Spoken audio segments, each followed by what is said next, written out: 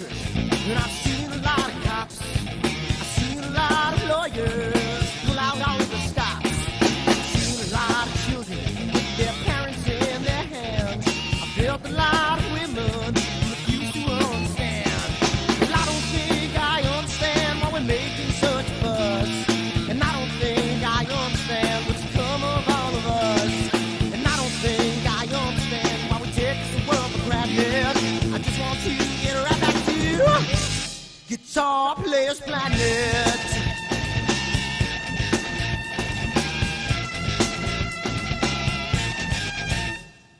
You see it in the papers, you read it every day. The riots and the fire going on in South LA. The muggers and the government, they're all wanting the same thing. They take you for your money and whatever else you bring. Well, I don't think I understand why we're making such a fuss. And I don't think I understand what's come of all of us. And I don't think I understand why we take this world for granted. I just want to get right back to Guitar Players Planet.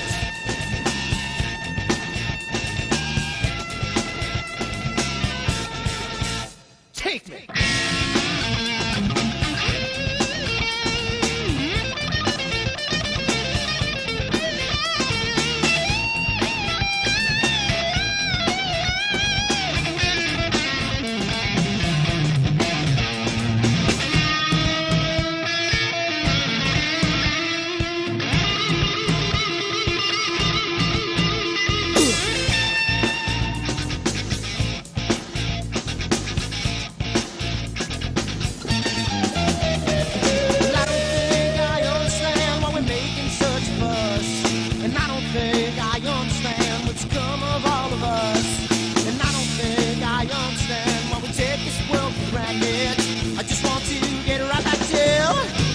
Guitar Players Planet.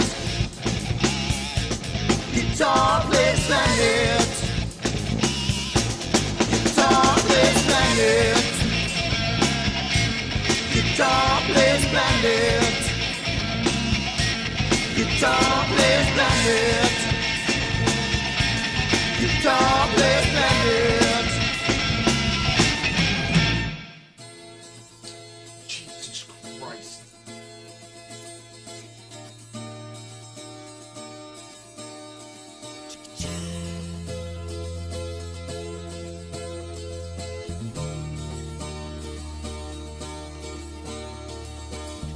Sunny skies, the smell of palm tree air.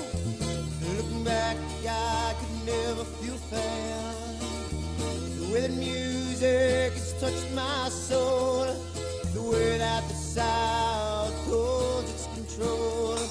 But I've got a new way to choose. I'm gonna start running back to the land of new.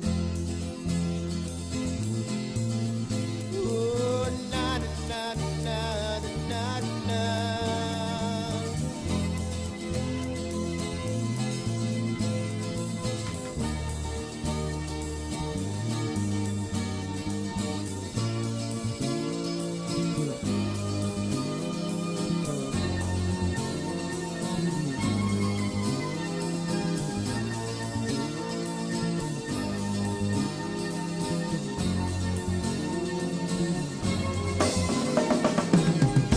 Seems to me that I have lost my old friend. I catch the sunset on the highway again, and I get lost on a long summer day. I must go back before it's too late.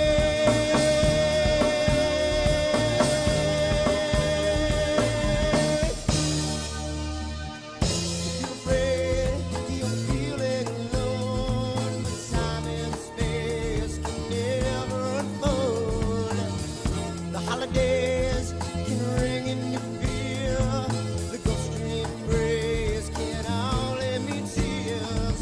And I've got a new way to choose. I'm gonna start running back for lands with new. Oh, na na na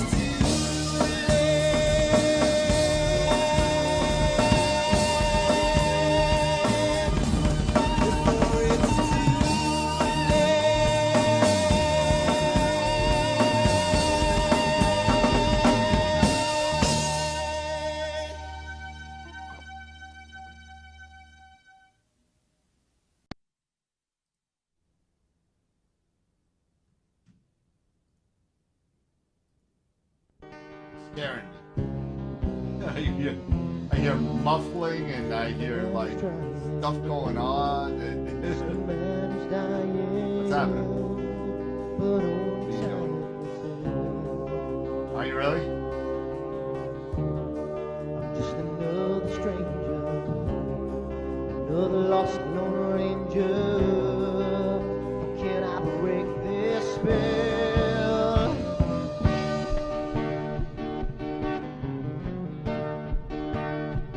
Okay.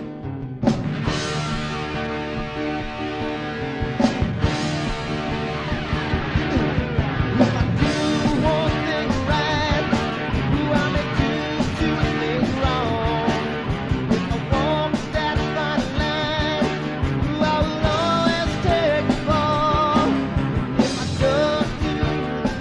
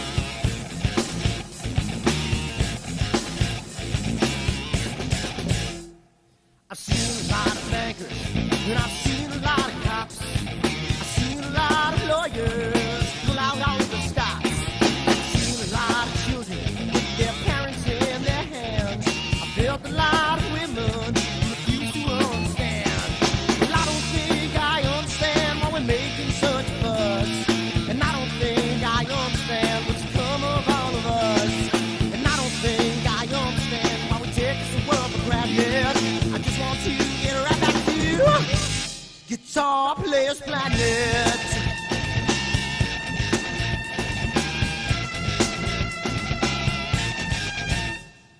You see it?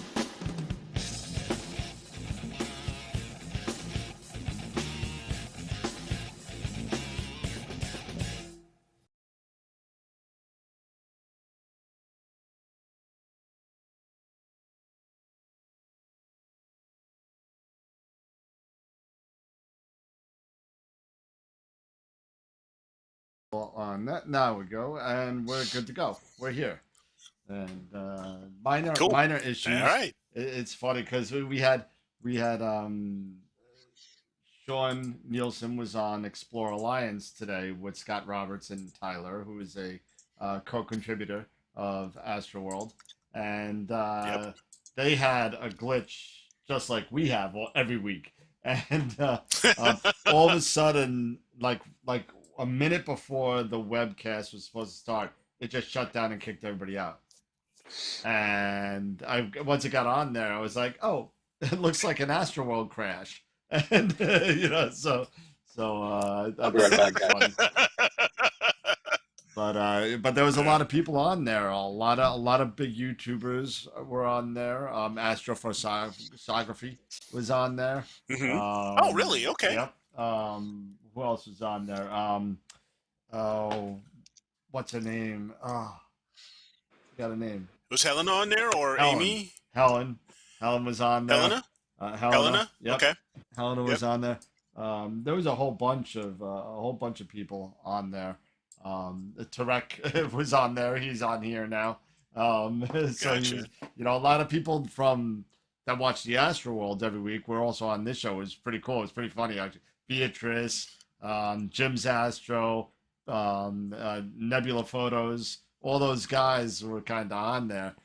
Mark Ellis, Senthil, everybody. Oh, wow. Yeah, all these people were on there. There was about 30 people altogether, and it was pretty cool. It was nice. I think they did it. They did a really good job. They always do a good job. Nice. Their production value is really really good, and I guess it's nice when you got a large company backing you. So Right. you get all the Yeah. good equipment. True. But hey, listen, Scott Roberts over at Explore Scientific has been building the video aspect and the social media part of Explore Scientific and Explore Scientific, and he's Mhm. been doing a really good job. He Nice. started this whole Oh, yeah. Explore Alliance, and it's really really cool. So hello everybody again. Bloodstone saw ya. He was there also, and I know I know him, and I know what he does, and I forget actually. He's on YouTube as well, if I remember right. Just if you want to send your YouTube link on there, feel free. Bloodstone. I forget where you're at. Tarek, Jim, I saw Beatrice. I saw you guys all a couple hours ago. Welcome back. I'm glad you decided to come join us on our normal Saturday or Friday banter. So, what is my appreciate out of it. all of this stuff? You want to know what my microphone is? Really, is that so, Blue Yeti. This is a Blue Yeti. This is a Blue Yeti. Yeah. That's what I use. I hope it sounds good. I hope it doesn't sound like crap, but No, yeah. I'm here. I'm here, Tarek. There, Scott. There's Scott. Now I gotta switch my whole thing around. Hold on a second. Scott's here. What's up, buddy? Can't hear you yet. Hey. Just give me a second. I see he's got his coffee going. So let me just switch this around a little bit. We'll change Tyler to Eric, and we'll have quick play, and bam, and I am in my basement. there we go. I think we got everybody now. I think Scott's got audio, maybe. Yeah. You hear me? And no audio from Scott. Nope. Can't hear me? Nope. Nothing. It's a goatee. Bueller. It's a goatee. That's what it is. He's growing a goatee. It's growing in his ears. so no audio from Scott. Let me see if is it me? It's not me. It's not me. I can hear you guys. You can't hear I me can hear either. you. You can't hear me either. This is No, so no, much no, fun. no. I can. This is, you know what? No, he can hear you. He said he can hear you, I can't but read we lips. can't hear him. No, we Nope. can hear. Yeah, he can hear us just fine. Yeah. Can you hear? Everyone's making fun. Can you hear me now? Can you hear me? Can you hear me now? Group master. Let's see. I'll take you off. There he is. All right, but Yeah. but guys, can you tell me? Can you guys hear? Oh, okay. I can hear. Yeah, Beatrice he said, can. okay. Beatrice just Now said he can hear him. I don't know what happened. That shouldn't have worked, but it worked. So we'll just leave it alone. You can't hear. Who can hear? Correct. Are you messing with me again? He's messing with me, isn't Yes. he? He is. He's totally messing with me. I can't hear you. You guys are too funny. This is the antics that go on. Don't even Derek. Don't start. Don't start. I see your levels going up. Oh, Papa geez. Bear's here. Hey, Jim's Papa Bear, how's it going? Astro's here. Everybody's here, so we got some good stuff going on. As everybody knows, and Scott, you're I know you're dealing with the packing and dealing with all that, so you're allowed to be late every now and then. But we booked Sean Nielsen for a return show. It's about time. Yes, it is, and you know what? In all fairness, Sean's been going through a whole bunch of stuff, building up his following and doing a great job with that. So he is going to be returning to AstroWorld on 11/5. That's a Friday night. And cool. He will be coming to hang out with us. So we got 11/5, Sean Nielsen. We got 11/17, Warren Keller. We got 12/17. We got Amy Astro. Amy. And somewhere in January or February, we'll have, I keep on calling it the Prima Luce Trio just because I think it sounds cool. But it's Filippo, who's CEO of Prima Luce Lab, Omar, head engineer, and Thomas, and Mr. Thomas Bramwell, who's head of Prima Luce Lab USA. So all three of them at once is going to be pretty crazy. So that's going to be a lot of fun. So it's going to be really, really cool. And for those of you that do watch the show a lot, most of you do, and for those of you that are new viewers, welcome. We kind of keep it light, so you never know kind of where we're gonna go. We start with a topic and we end up with like peanut butter and jelly, but it's off like, the rails. So it's kind of like some Cloudy Nights threads where you kind of go in there. But so Yep. I had to wear the shirt. The opening of Dune worldwide, well, did you see it? Was today. I did not see it yet. Did you see it, Eric? You watched it already. Thumbs up, thumbs down. That's all I want to know. I liked it. You liked it. Okay, that's I liked it. That's fine. I'll take it. I heard that there was some book changes. There were some. They did take some changes and some little few things here and there, but they always do that kind of stuff where they, which is fine. So just be prepared for that. But overall, no. For me, it was better than the one in the 80s so far. As long as, like I was going to say, and just it's two movies. I don't know if you knew this. Yes, I did know that. Okay. Yeah. So, okay. He originally was planned on doing it at one, and he realized that the scale of the movie that you just couldn't do it in like 2.5 hours. So. Right. So he split it up. I heard that the movie ended in a weird place. Not sure how true that is.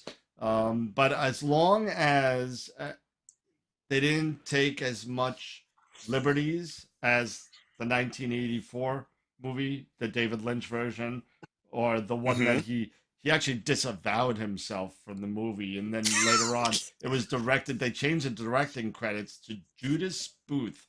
I don't know if you know that.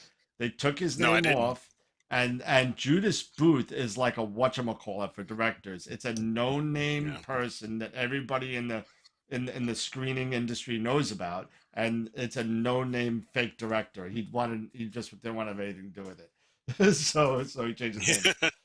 So, Yeah. let's see, better than the '80s. I'll take it. There you go. Yeah, exactly. Yeah. So, and Yeah. in all fairness, So- and the '80s movie, I like it. I really do.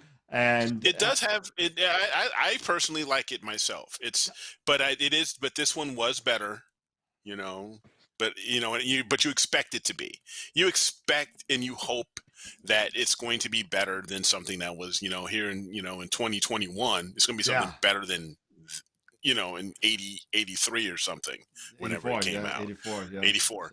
So yeah. So no, it is better. Good, good. I'm stoked. I'm gonna see it tomorrow. I'm gonna sit down. I'm gonna get my Jack and Coke, There and you I'm go. just gonna sit there, maybe 2 or 3. But Yeah. Yeah. it's Yeah. how long's the movie? It's Like 2.5? maybe 2.5. Yeah, I Yeah, I thought it think was around 2.5. Yep, but around 2.5. I'm psyched. I'm stoked. Good. But that being said, Let's hop into what yeah, everybody came here for. everybody came here for astrophotography, and they didn't hear me rant about Dune. So let's talk a little bit about polar alignment. Now, I know there's a lot of people here. There are a lot of people that are struggling with it. It's gotten easier since the advent of certain algorithms on how to Software. kind of make sure you're kind of doing it right without breaking your neck underneath the scope with the Correct. polar scope. Yeah. Know, so I want to throw this thing in the trash. yeah, I should just throw it in the trash. No, keep it because I'm gonna keep it for nostalgia. Yeah, you want to keep those things. Those I have a, I think it's like a 5x20 finder scope, little guy. Mm-hmm. It's horrible, but it's kind of cool because it's small. It's like those .965 eyepieces. But let's talk about polar alignment now. What do each of you? I know what I use, and everybody else knows pretty much what I use. What do you guys use, or what kind of things do you use? Well, let's talk about polar alignment first. What is polar alignment? Let's go there. What is polar alignment, and why do we need it? So, raise hands, jump on in, and I'm done talking for a little bit. Well, for one, you need it so you can, to be able to take those long exposures. Okay. Scopes. Correct? Yeah, scope's got to know where it is. Scope's got to know where it is. And because we use here, we're lucky enough that we have just one star that we need to align to, pretty much. Mhm. Versus, in the southern hemisphere, they basically use the Southern Cross, like the Southern Sigma Cross or octans. something like that. Yeah, it's something different. But yeah, it's to know where, so your mount knows where it is. It's easier, especially for go-to. So for go-tos and everything like that, if it's polar aligned, it has that rough idea when it's moving, and moving its RA and declination has a rough idea, that, it's going to be in that general area. And it's very important, of course, it is very important, for long, maybe if I'm wrong, but for long exposure astrophotography. That is one of the big things, because, when we do astrophotography with an equatorial mount versus an alt-az, with an alt-az, you can do AP, but you can only do AP for so long, maybe like up to 30 seconds because of the curvature of the Earth. With the EQ mount, it follows that curvature of the Earth, so you can expose longer. But you also need to be aligned, so for the same reason, so you're pointing correctly at your object, and it helps for, and also, so it's all those different things because it works. Guiding is another reason, you want to guide because so you can be able to take long exposure. Same thing, polar alignment, you want to make sure you're polar aligned so you're pointing correctly and you're able to take long exposure. So it's all these different things. Yeah, exactly. So there was a couple of comments that were going in the chat box while you were going through that explanation of polar alignment. One thing that I want, there is a falsity there, not that you said, but there is, I guess, a misconception about polar alignment. Now, even though the Polaris is considered the pole star, Correct. okay, It is. it is not what you're aligning to. You're Okay? aligning to the celestial North Pole. Yeah, the North Celestial Pole is a little bit off of Polaris, Mhm. but it's, in all intents and purposes, it's pretty darn close to the North Celestial Pole. But you want, and I'm going to bring this out. This is something that I kind of liberated for a night. This is just for visual. It's something small. This is the Ioptron Sky Guider, and pretend this is the center part where your axis of the scope is.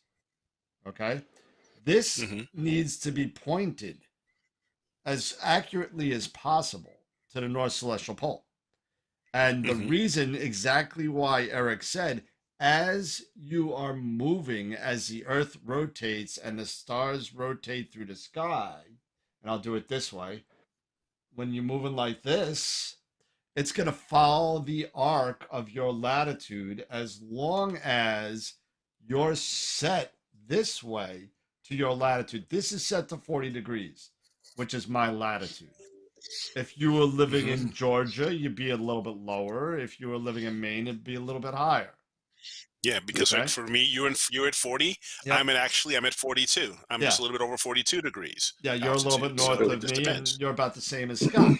Yep. You know, Yep. so I'm a little bit lower because you're in Illinois and I'm in Long Island. So Mhm. I'm a little bit lower. So Right. my latitude is closer to the equator, which means it's a hmm lower number.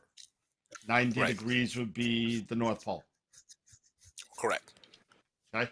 So that's exactly what Eric was talking about, that you need this. And now there are, and I don't believe in this thought process that you don't, because you're guiding, you don't need to be accurate with your polar alignment.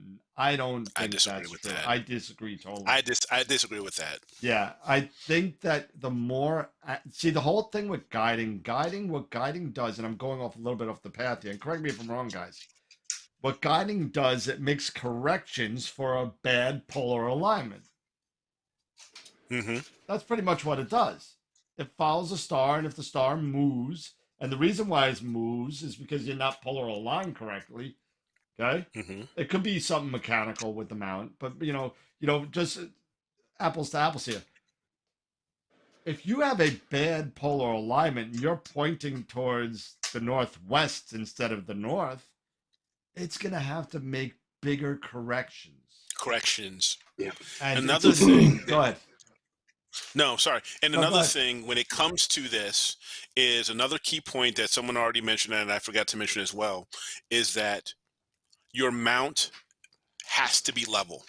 Yeah. Your mount has to be level. Myself, before I got it on before I had my pier, and I just had my tripod in my tri-pier, I had a bubble level. I had one of those bubble levels where Yeah. I used it constantly, where I, Yep. taking off my mount, putting on that bubble level, making sure I'm still level, because if you aren't level, to your point, it's almost like you are pointing to the northeast or Yeah. northwest or whatever. You're not truly pointing towards the North Celestial Pole. If you're off like that, you're going to be off, which is going to also force your mount to do more corrections than necessary. And You're making the mount work harder than what it really than necessary. yeah, and there are other aspects of aligning, and Norm just threw one out there talking about drift alignment. And what you're doing in drift alignment is hmm you're making minor changes to the mount while you're watching a star go in, watching it travel through your field. hmm So if I'm not really good at it, but there are programs out there like PhD Guiding has a drift alignment Has a drift alignment tool. process. Yeah. Yep. and it'll tell you how to change your mount with that. And you get Mhm. super accurate, like polar alignment when you're drift aligning. Does the Celestron All-Star Polar Alignment, does it do drift? Is that drift? No, I think it's All-Star Did you know Polar of? Alignment is just basically the star. It does 3 stars, if I remember it right. It does 3 stars? Yeah. Okay, yeah. I Yeah. wasn't 100%. And Sharp Cap, that's basically off the North Celestial Pole too, Yes. or is not? Or Yeah, is it does the yeah. NCP. Yeah, it does that. Okay. But let's see. Drift alignment works awesome, but it is a lengthy process. That was from Tom Yeah. Bramwell. Yeah, Yeah. it is. But if you're on a pier, that's going to be your best bet to get super accurate polar alignment. So, bye, Eric. But oh, he's getting something. I thought he had to go to the bathroom or something. But yeah, Tarek, we'll get to the hardware software stuff in a second. But with the polar alignment, and if you're on a pier, drift alignment will get you super accurate results. Now, for those of you that set up every night, you may not want to drift align every night that you set up because you're setting up your mount and everything all. It might take too much time away from that precious imaging time, which we all don't have a lot of. Yep. Sean's back. Sean's workaholic here. Yep, there you go. The bracket with the pole master. There you go. Tarek was just talking about it. You know, Trek was talking about it. Tom was talking about Yep. it. This is probably one of the smartest investments I made getting started with AP. Yep. Was to get this, because using this guy, while it can work, it is backbreaking, especially when you get especially older. with a Schmidt. Especially with a Yes, and with a Schmidt. Yeah, and using my AVX at the time and everything like that, and kind of get down really low, it was ridiculous. You know, I'm too old for that mess. But you know, it's the old thing. You know, they were saying, work smarter, not harder. Yeah. You know, Yeah, so absolutely. the QHY Pole Master Yep. is key. This is working smarter. Yeah. This is working harder. I agree So, 100%. I'm with you there. you know, I will never forget when the Pole Master came out. When I heard about this, I thought about this for like a really quick second. I said, that is so stupid. It's ingenious. Why didn't anybody come out with something like this? hmm When we've had cameras for a long time and nobody figured this out. Somebody figured out the algorithm. Now a lot of people do. Now, what about Sharp Cap? Sharp Cap also. Sharp Cap is awesome. Yeah. I mean, you don't even need to buy an extra camera. You could use your guide camera if you want to, and use that to polar align. And it gets. I've had both, and I've tested both. I've done that. I know you've done it too, Eric. I've done it too. Yeah, and it's pretty damn close to each other. It's within a 10 arc sections or so. You know, it's like I was like, all right, let me screw it up. Let me do it with this. Let me screw it up again. Let me do it with that. And sure enough, you know, and then when I turn one on and turn one off and judge the other one, I ran them both through the guiding assistant in PhD. Okay. And looked at the error. And the error was almost identical to each other. They're both using the same algorithms. They're both using the same thing. The one thing that Pole Master and even the ASI Air, and hopefully Play when that comes out with the Eagle, when you're doing your polar alignment, wow, I forgot what I just lost it. Damn it. Don't you hate that? I lost it. Yeah. I had something going. But see, any better with age. Yeah. I need to take my daily dose of Prevagen. There you go. But I mean, there are so many tools out now that you don't have to worry about this anymore. I mean, you have the Pole Master. You can spend the $15 or whatever dollars it is a year or whatever on Sharp Cap. If you have the ASI Air. Yeah. Yeah, if you have the ASI Air like I do, you have polar alignment, Yeah, you got a built routine. into Yep. that software. You've got the routine. If you've got certain Ioptron mounts, they come with iPolar now, So there you Bipolar right go. there. I mean, There you there go. it is. So all I'm you need is psyched your to try this, laptop. by the way. I've never seen the Yeah. iPolar yet, so So you've got all you need to do is just have your laptop and hook it up, and you're ready to go. It's almost a no-brainer, and it's one of these things where you have to do it. Everybody pretty much knows, especially if you're doing deep sky astrophotography. They know this is something you have to do. So right now they're putting it in almost everything, and almost mounts, software, whatever. They're making it readily available because they know this is part of the normal routine. You Sure. have to make sure you're polar aligned. Yep. If you want to do anything else. Yep. So, Absolutely.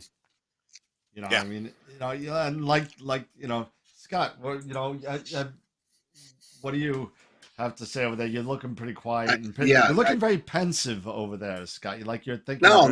I was just thinking about the whole process. The iPolar is of course a nice upgrade for those sky guiders. The Sharp Cap is the one that I use. The other one, what was the other one? I can't remember the other one. Oh, the Polemaster. The Polemaster. Polemaster. Yep. Yeah. It's contagious, Dan. I'm telling you.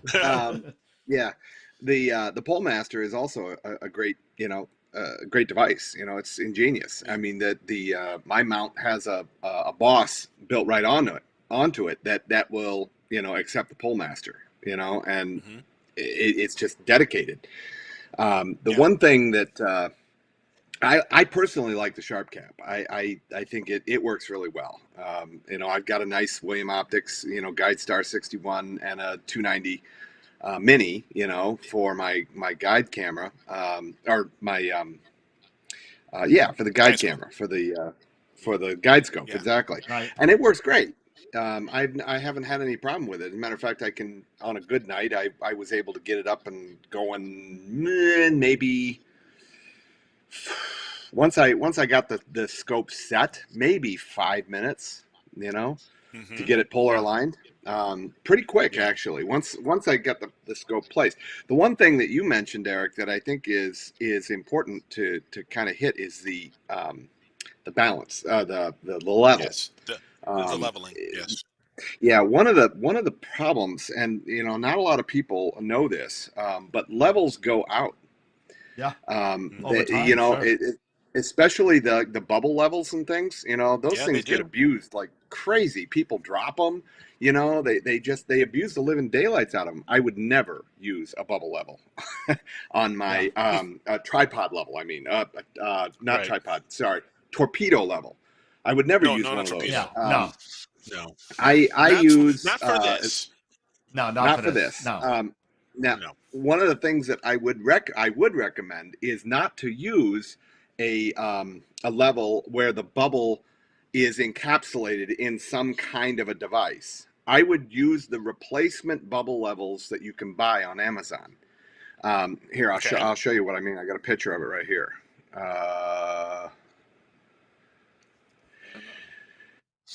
One thing while you're looking at that, here. if anybody's go ahead. No, go ahead. See those? Oh yeah. So those bad boys, they as long as you take care of them, they'll never go out, right? Because this is all encapsulated.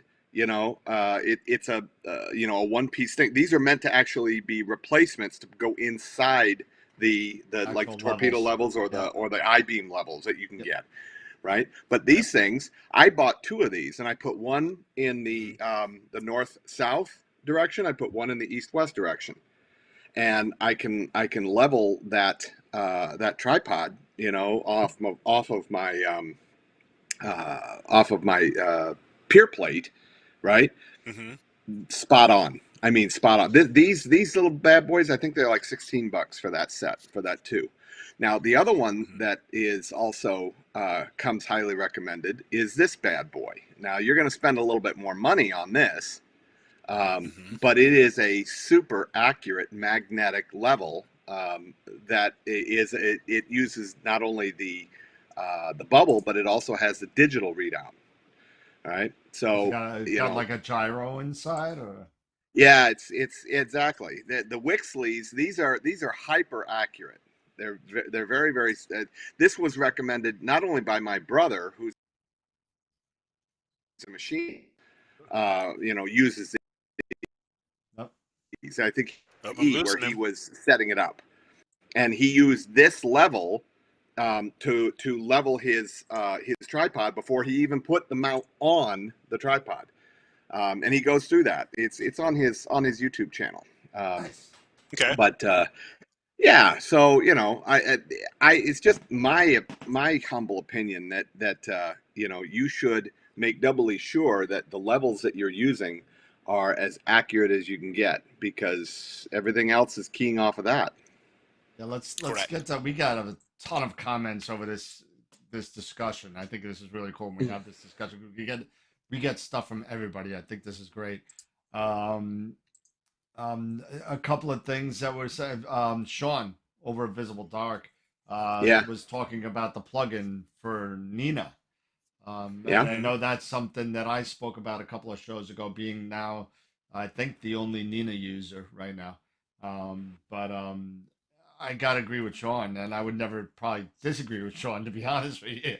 But the problem with the Nina polar alignment is that there's no live view, and it constantly takes pictures, and you gotta wait and wait and wait. And if you got a slow camera like I have, it's it's pretty bad. Even with a fast camera like a USB 3.0, like the 294, or the 533, or any of the guide Hmm. cameras, to be honest with you, the 178.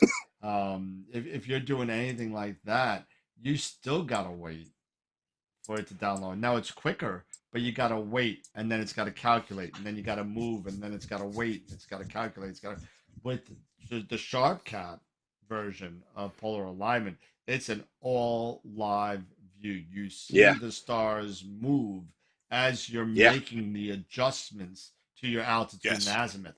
So you could actually see the stars going right, left, yep. diagonal, up, down, whatever, based on whatever Yep. you're changing. And that's why, to me, and another thing that SharpCat does better than the Pole Master, you got to click on Polaris like 18 times and Yeah. put stars Yeah. in And for sure, circles, you had to rotate and it. and Yeah. and Yeah. sometimes if one of the stars are outside the field, part of the circle is Hmm. outside, and you can't click. Yeah. It's listen.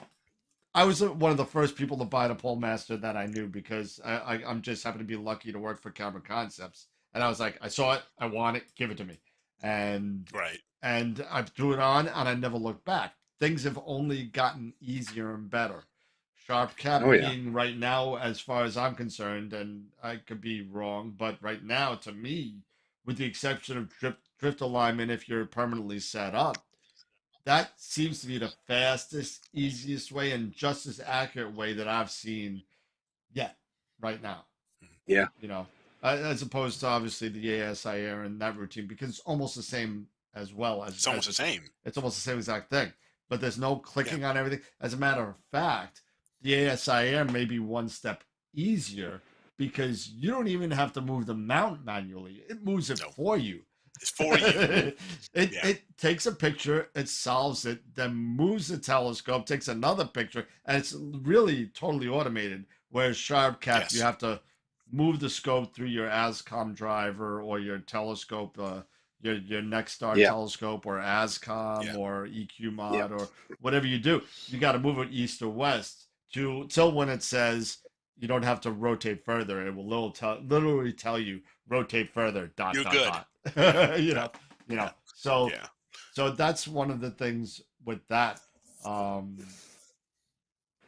Well, and Papa Bear had a question of how often do you polar align?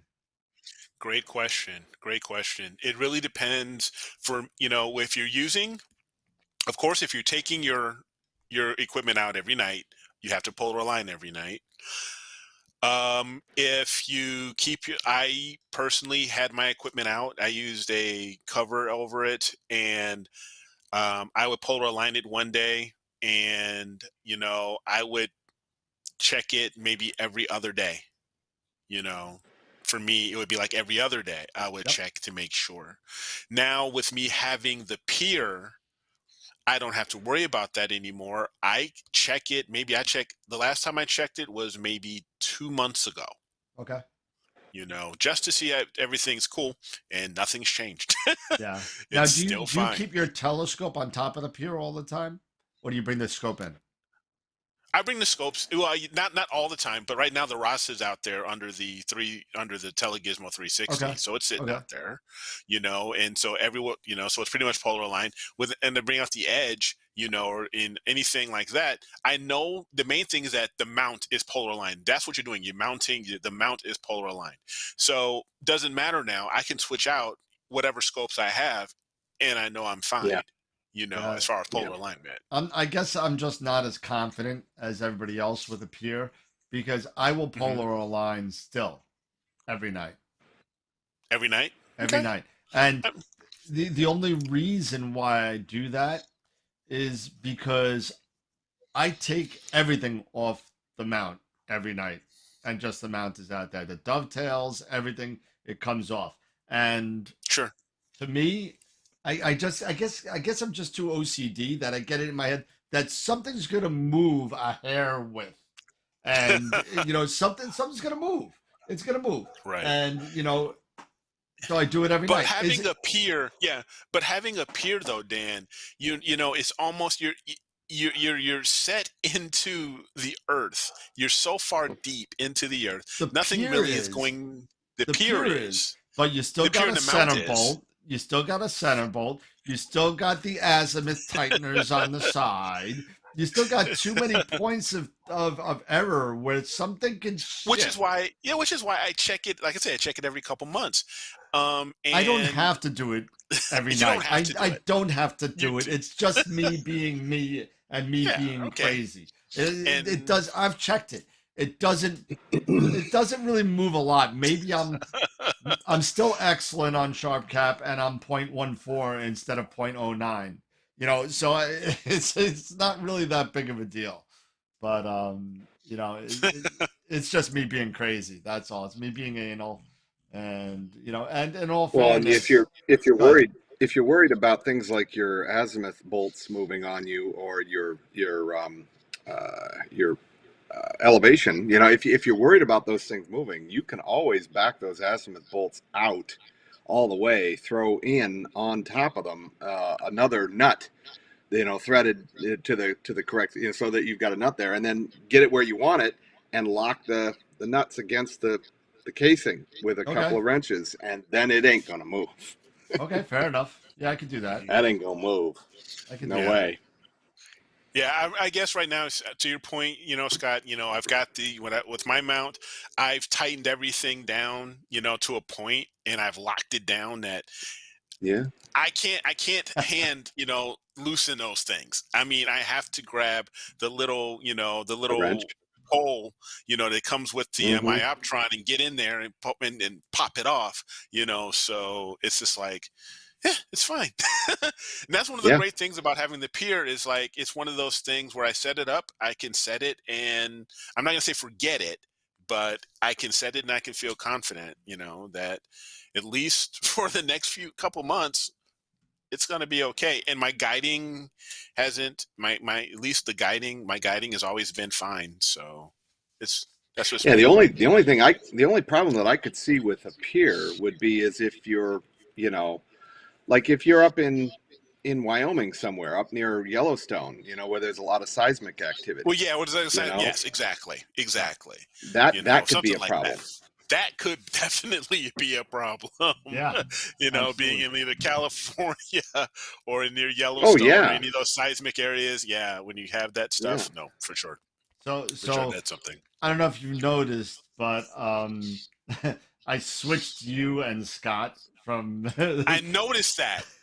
So It's we got a complaint. Yeah, no, we don't like change. So Greg apparently has some sort of OCD on his own. He said, "Why isn't Eric on the top right? I don't deal well with change." So like, so I'm not demoting anybody. I just want to make our viewers feel comfortable. Oh, geez, that's too funny. That's too funny. One cool thing that I have, I've had this for a while was, you know, if you have, most of us all have smartphones, and you can purchase. It was free, but then I bought the whole deal. There was an app called Polar Scope Align Pro. Yes, I don't know if yes, you I guys can remember see that. this. Yep. And Yeah. and it had different settings. It had the Ioptron set up because the Ioptron had a different view versus like the Celestron when you're looking for the actual polar scope. But it also had if this nice little bubble level Yep. that was in there, and I use this a lot.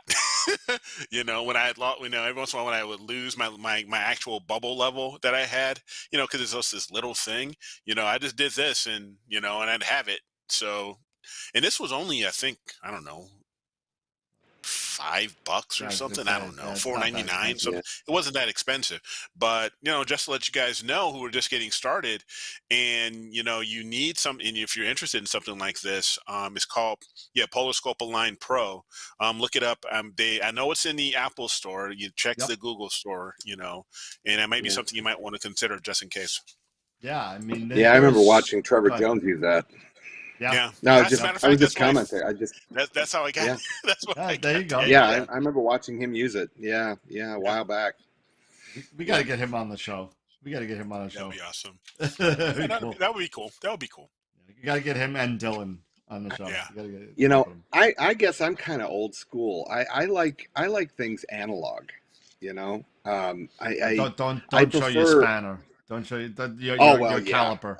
Yeah, just for the you caliper. see, you also have to understand. I've had those calipers since before digital calipers were even a thing. Yeah. So Hey, I grew up learning that way. There's nothing wrong with digital calipers. They work great. I kind of prefer analog.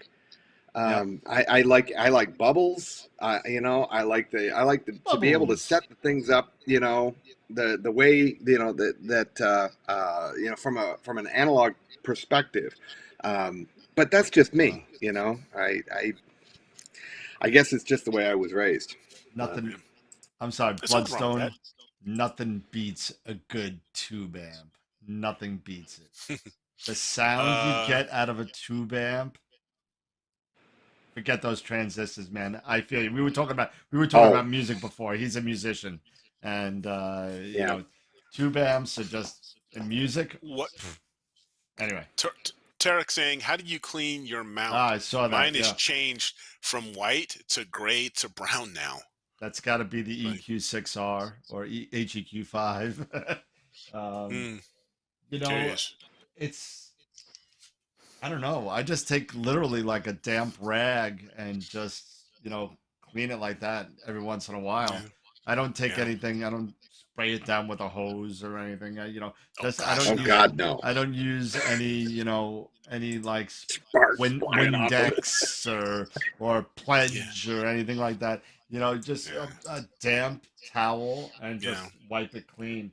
Unfortunately, some of even the stainless screws on my EQ6R are rusting, and I don't understand that. I thought they weren't supposed to rust. They're not supposed to rust. Then they must, But yeah. Stainless I'm with doesn't you. rust. Yeah, that's what I'm saying. Are you sure that's stainless? If they're But, rusting, they're not stainless. That ain't stainless. It may not be rust, but I got one right here.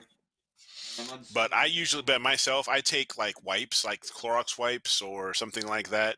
If it gets, because I've even had it where I would have the, my telescope off and the mount was just out there, exposed, and a bird flew over,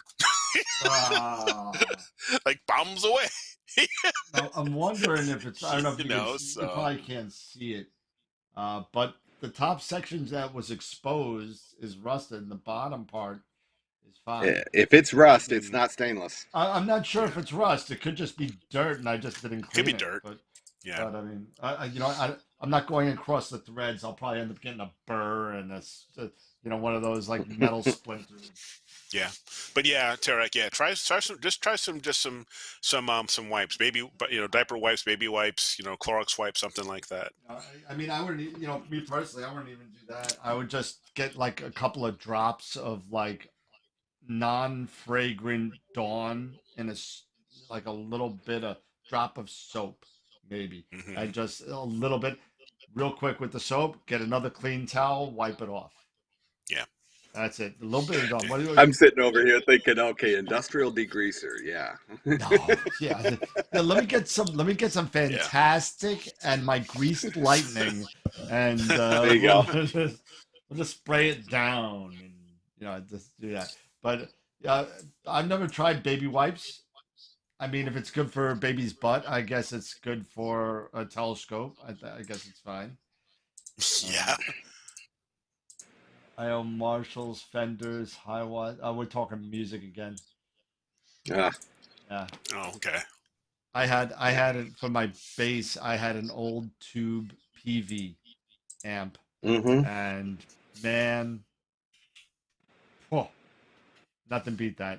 I had a PV with a 410s and two 12s, and that was just rocked. Anyway, EQ6R So bolts No, are he- stainless, little tarnish. Yeah. He's right about the tube amps. They are wonderful. Oh yeah. So, what other questions Eric's we like, got? yeah, let's go, let's go, guys. Come on, Let's keep Right. going. let's keep going. Gotta keep you guys on track. Nah, we're too much fun Sound that good. way. I know. But, I'm just messing around. See, Papa Bear said CLR everything. There you go. Papa, go ahead and do it. Let us know how it works out, and then we'll try it. These aren't the original EQ6R bolts. To be honest with you, I took them out because I didn't like them. They were too small, and my hands. In order to make the adjustments, I needed bigger knobs. The knobs and I wanted more than just 4 points. What are you laughing about? What? Nothing. I'm not nothing. Nothing. Just keep going. Does everybody see that comment by Tarek? No, because it's asking me to show or hide it. So I mean, No, yeah. I don't see it. Okay, good. No, Sorry, Tarek. no. I'm gonna hide that one. but this has got a little bit of a star instead of the 4 pointed knobs. I thought those were a little bit too rough on my hands, and I just like getting the cold kind of was just like very, very difficult to move. What, the stars or the 4 pointed ones? The 4 pointed, like the Yeah. squarish ones were very, Yeah. the Yeah, 5 but the or stars, 6 or 7 pointed, whatever ones. The stars where you get multiple Yeah. grips on them.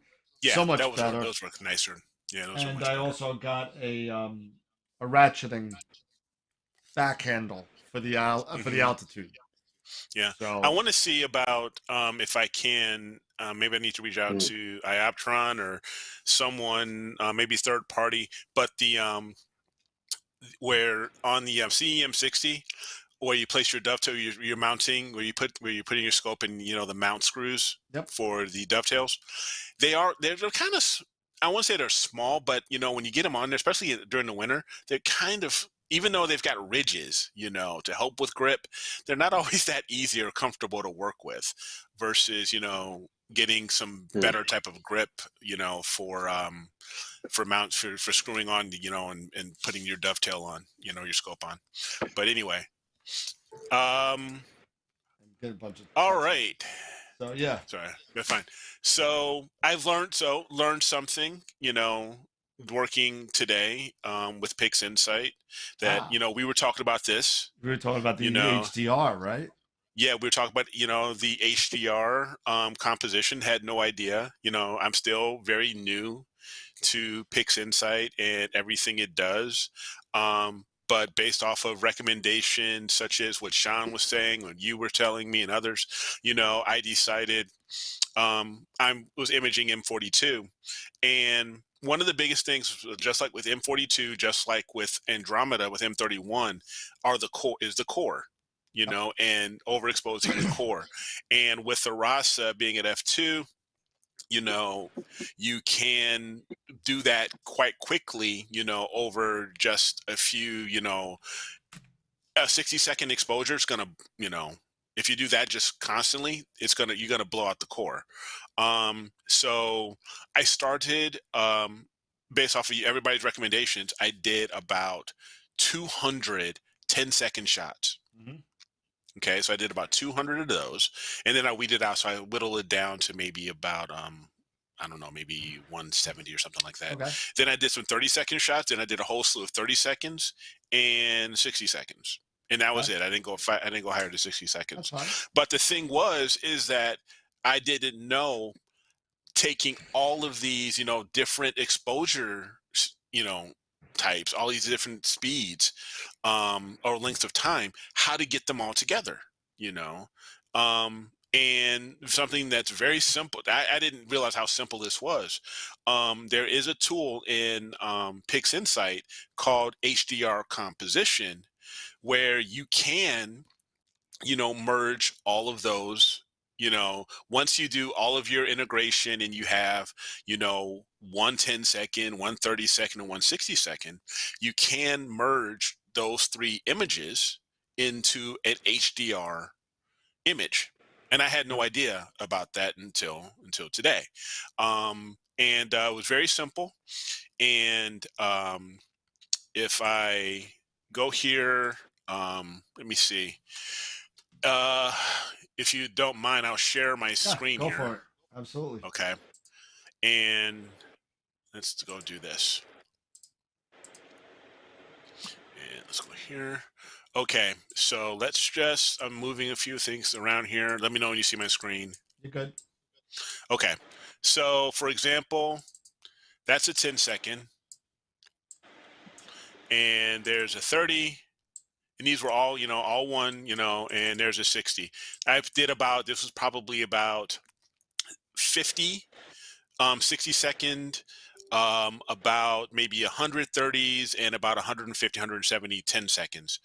And then each of them were integrated separately, of course. And then what you do and then the reason why you do this is to address the core, because the longer exposures that you have, you know, that core, you know, and you put them all together, that core is going to be just like this is. It is totally whited out, it's totally blown out. And the less in the shorter exposure speeds, the shorter exposure times you use, it helps that, you know, address that, where, you know, even with this is 10-second. Yeah, you may even have to go 1 or 2 seconds. You could, yeah, and with the Rasa, you definitely. I that's think what I have to think. I think that's because you why see how you very have similar they are. Yes, and I think that's why, you know, but because if you see the core here, you see it's a little fainter, but Right. compared to a 60, Yeah. but so it is a little fainter. But to your point, yeah, I think I may even have to go down to 2, you know, with 2 the to 5 Rasa, seconds with the Rasa, you know, something like that. But to use this tool, just real quick, you can go to processes, and I just go to all processes, and it's HDR Composition. Yep. And let me clear this. And what it is that what you'll have to do, and this is one of the key things you'll have to do first, before you even get here, okay, you'll have to, you know, do your dynamic crop. Okay. You'll do your dynamic crop and make sure that that all 3 exposures have the same crop, have the same size. After that, you would run your dynamic background extractor. So that's the second thing you do. Once those 2 things are done, then you go and you can launch the HDR Composition. And when you add your files, there is a sequence you have to follow. There is a path you have to follow. So basically, you go to add files, and what you'll have to do is when you add them, I'll just go add these 3 here right now. Okay, right now you see it has 10, 30, and 60. That is not the correct format. That is not the correct sequence you want to go. You would actually want to go with the longer exposures first. Okay, so I'm going to move that up, and then I'll move the 30 up. And then from there, everything else is pretty much standard. I'll just leave these at the default, and then I will go ahead and I'll apply, and then let it run. And then now it's building that linear image. And then you can go on and proceed with the rest of your workflow. And then at some point you will get, right now it's making the HDR mask, and it'll get to it, to the final image here. And then but you go through your rest of your workflow as you normally would, and there it is. So it doesn't take too long. And that's basically all those exposures, those timed exposures combined. And then you'll do everything else, and then you move over, and then you can also go to your HDR transform when you're at the end. And one thing that I did do was to help combat this is you would, after it's all done, so I'll go with this one here. I was at that point where I ended up creating a mask. So I just basically created a mask, and I'll minimize that. And everything else in red, that's what's protected. You see the core, not so much. And then from here, and then I'll just switch that over to mask. And you guys correct me if I'm wrong, if I'm doing anything wrong. And then I would then go to my HDR transform, and then I would begin, and I would make several different of these, several different trials. Make a bunch of clones. Basically make a bunch of clones, and I would try the different layers. Okay. And long story short, I think I am happy. This is the one I came out with right now. So if I close all these, cancel now. That's when I minimize them. But this is the one that I have done so far. And this is the one I think I'm happier with, at least at this point. Because if I maximize this, oh, sorry, wrong way.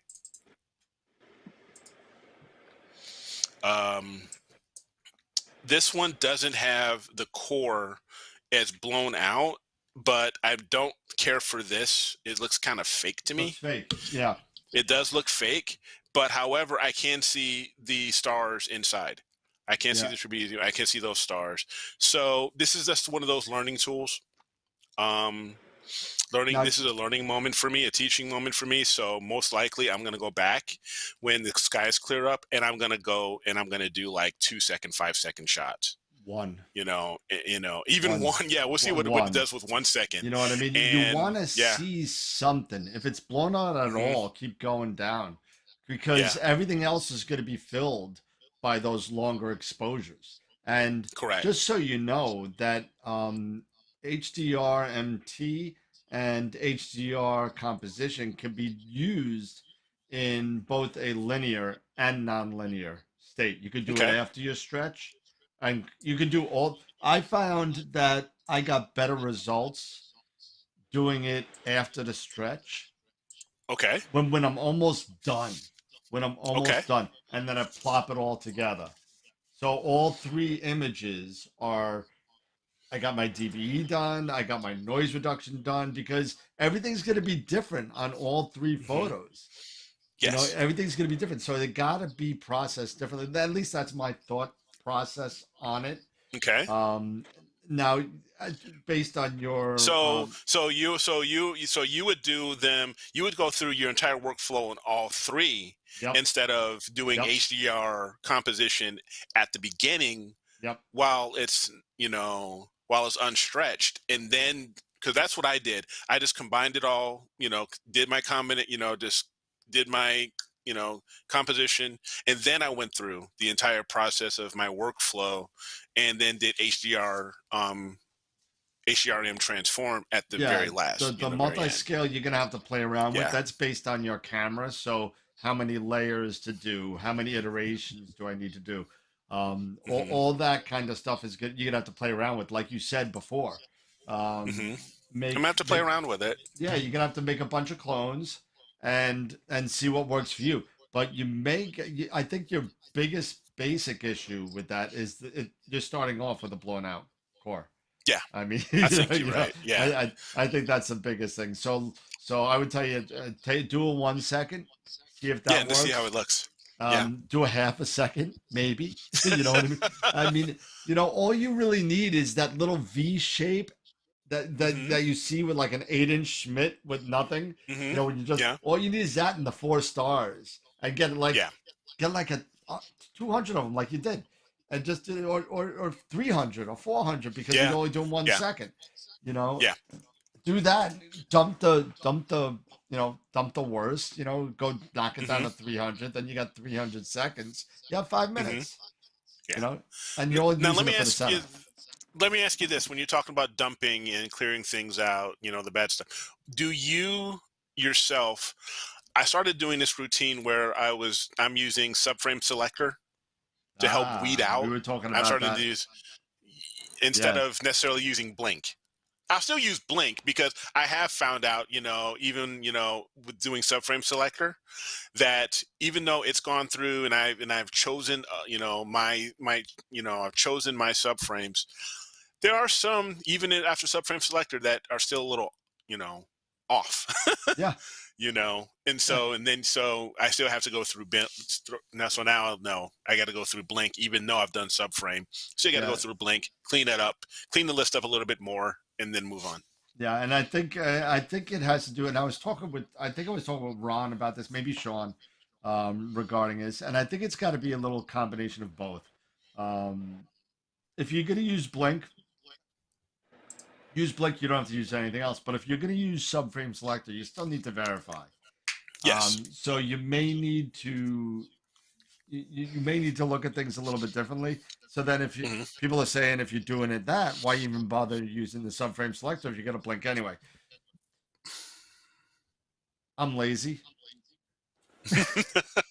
Um, However, and I don't have the the wherewithal. Sometimes I forget to blink, and next thing I know, it's 4 nights worth of data later, and I got Hmm. 400 pictures that I got to blink, and I don't want to blink 400 pictures. You know, Right. Right. So Right. if you have the perseverance to blink every before your next session, you'll be fine. If you're only doing 40 or 50 or 60 a night, it's not that hard to do. But if you're waiting to Yeah. the end of a project and you got 19 hours worth of data to blink your data, Hmm. you're in for a rough time. so Yeah. so I think it's all about the discipline of actually blinking the next day or before your next imaging session and get rid of the garbage before you start Yeah. the next session. Papa Bear, your question, what I was using for astrophotography, this is Pix Insight. Yep. That's the software. This is probably the creme de la creme, the number one application Right for now, yep. processing Yep. astrophotography photos. I also use AstroPixel Processor, which is a little bit less expensive. And in my opinion, it's a bit easier to use. However, I use them in combination. I use APP for my integration majority of the time, and then moving things over. Yeah, APP is easier to use because it's basically tabbed.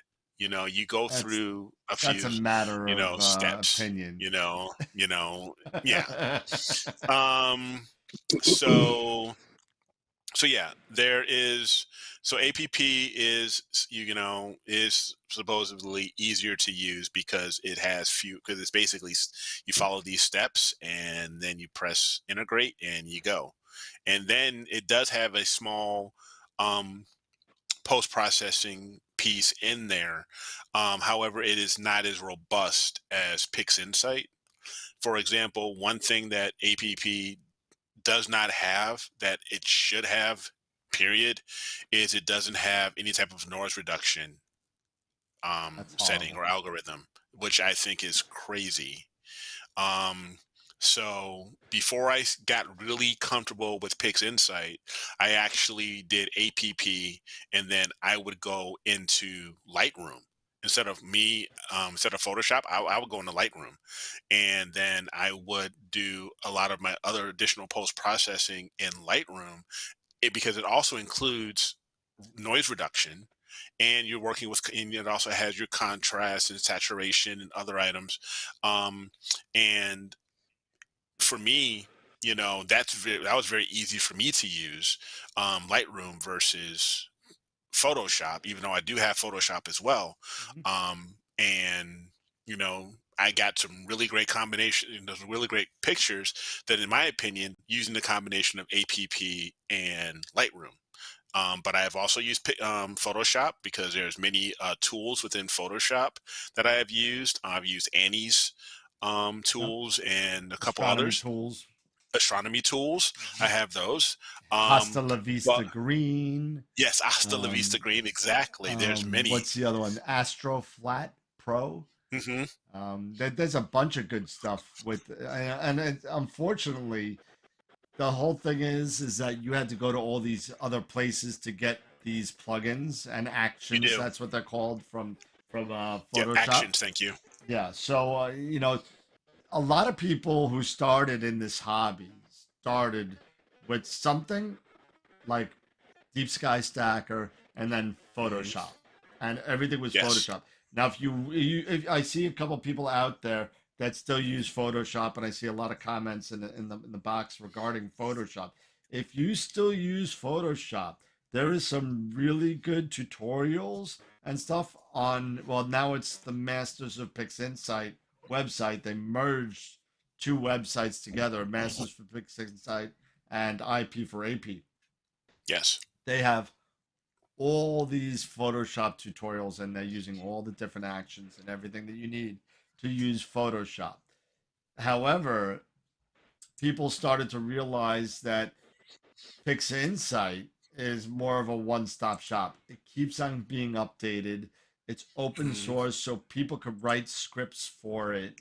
You got like the game script, the PSF creator. You have a whole bunch of stuff out Yes. there that aren't particularly made by the creators of PixInsight. They're made by people that use it, and they give it to them and say, "Hey, listen, throw it out there," and market StarNet, which was a script that you had to download, now comes built in to Yeah. PixInsight, and StarNet is basically a program that will de-star your entire photograph and leave Hmm. the nebula, the galaxy, or whatever. It's pretty cool. Yeah. It's pretty Um, cool stuff. yeah, Yeah, and so, so everybody, Papa Bear, a lot of people, for the most part, we have all of our different ways and our different routines on processing our actual photography images. To what Dan was saying, I started out, with Deep Sky Stacker. There's a lot of yep. free stuff out there. GIMP, Deep Sky set, Stacker is deep sky free. stack, or GIMP, Registax. Registax, if you're doing planetary, or lunar, if Auto you're, stacker. you have GIMP, you have Auto Stacker, you have GIMP, which is basically an open source version of Photoshop. Yep. So there's so many tools that are out there that you don't have to break the bank just yet, and then you can slowly begin to decide what works best for you, what you like more or less.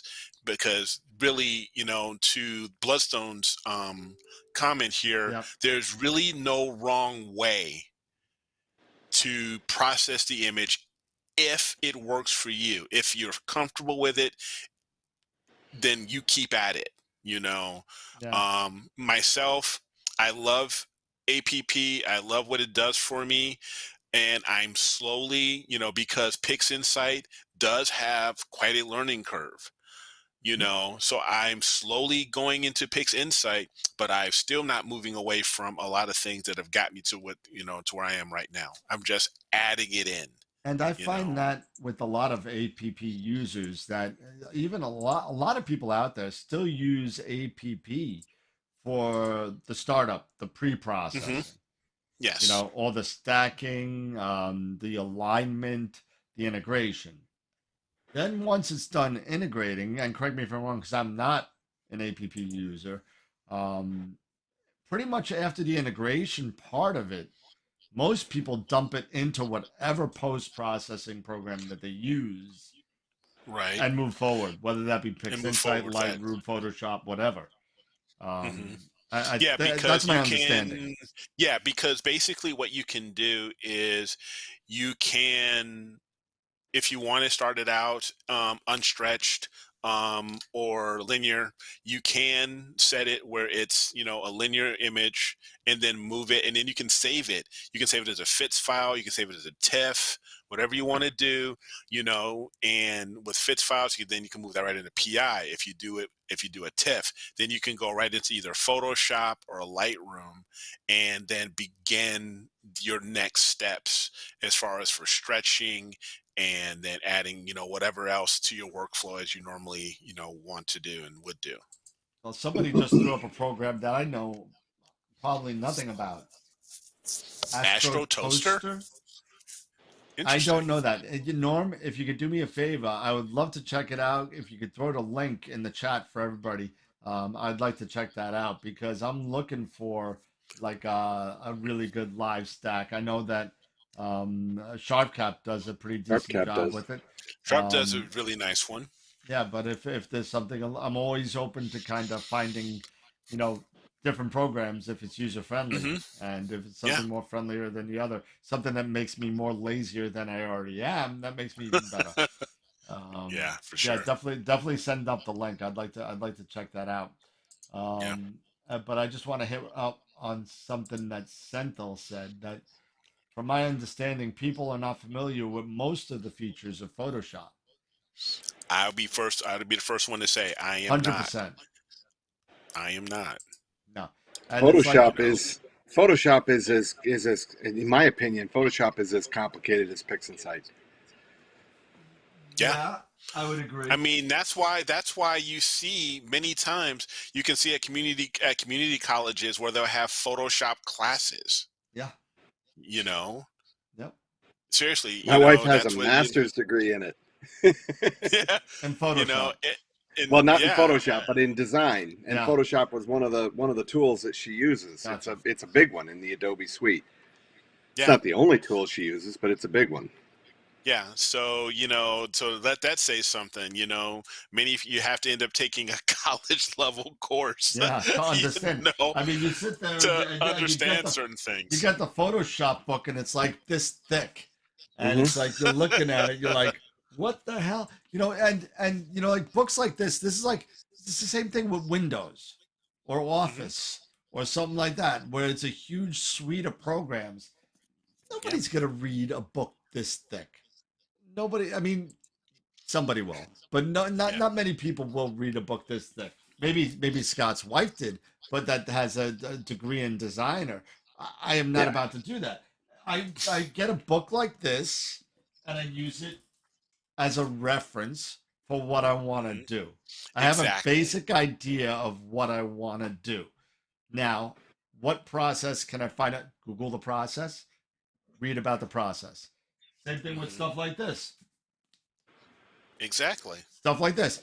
This is, and the reason why I love this book by RBA, this guy is a little book, but there's two books in here. This little guy, and this in alphabetical order has all the processes in there, and like a 2-page synopsis on what it does.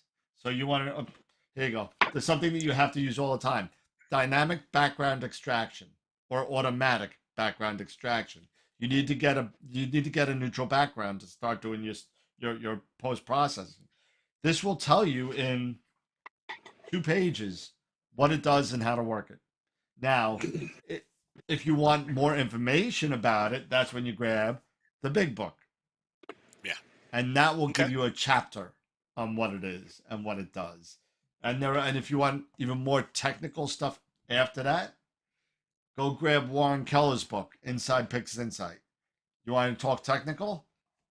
Yeah. He's the man. Him and Adam Block are probably the most technical people in PixInsight, that explain it in a technical way. That if you're like really super, into all that stuff. I'm more into like, well, what makes my stars smaller? Just tell me, and what do I gotta do? Yeah. Yeah. You and I are in the same. Yeah. We're lazy. I don't need to know the pixel diameters and all this kind of stuff. I said, well, what does this button do? Okay, hit the button. Hmm. Let's see. Yeah. All right, nope, didn't like that. Put the button back. Let's go the other way. Yeah. I'm okay with Exactly. trial and error stuff. I Mhm.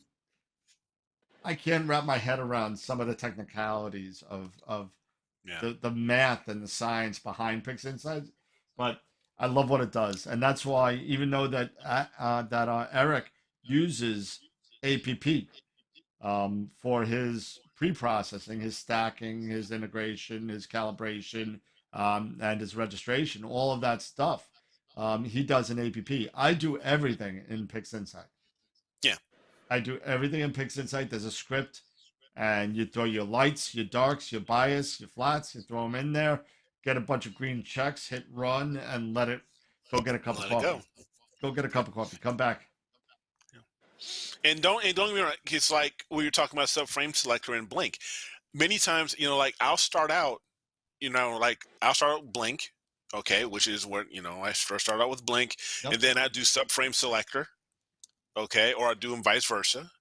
And then there's this script that Simon even told us about, where you would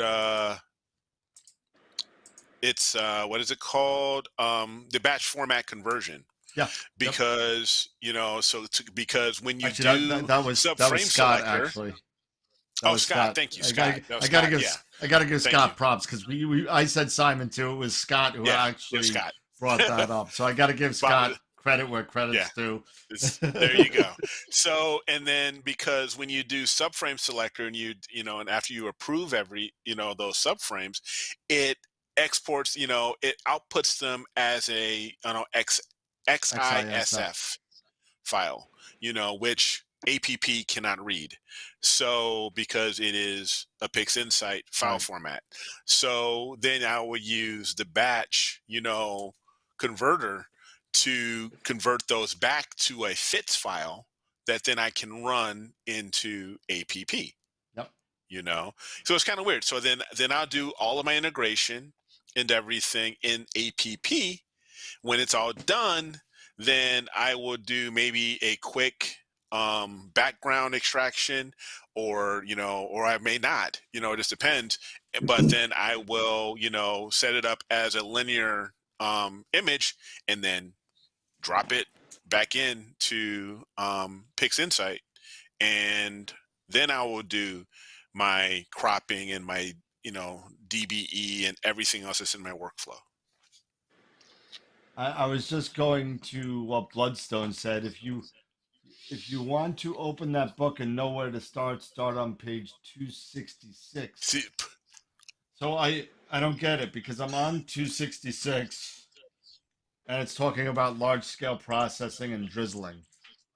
So maybe I'm thinking about the wrong book. I don't know.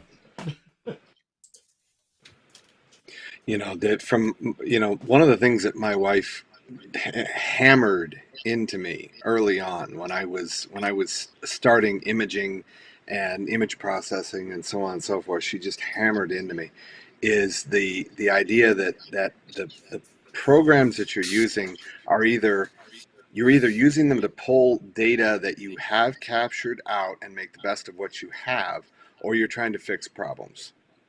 Right. mm-hmm. Okay, so then it follows then that you should try to eliminate as much as you can the problems and to capture the best possible data that you can. Yeah. Right? Get it all in camera first. That if the data that you capture is poor and you spend way too much time trying to fix it in this software, to me it would be better just to start over and try to get the best possible data that you can. Now I wanted to float an idea out there, and this is I'm coming at it from a principle base, right, in capturing light and how to best capture the data that you can. Like one of the big ones that we have that's a problem is M31, right? Because it is so bright.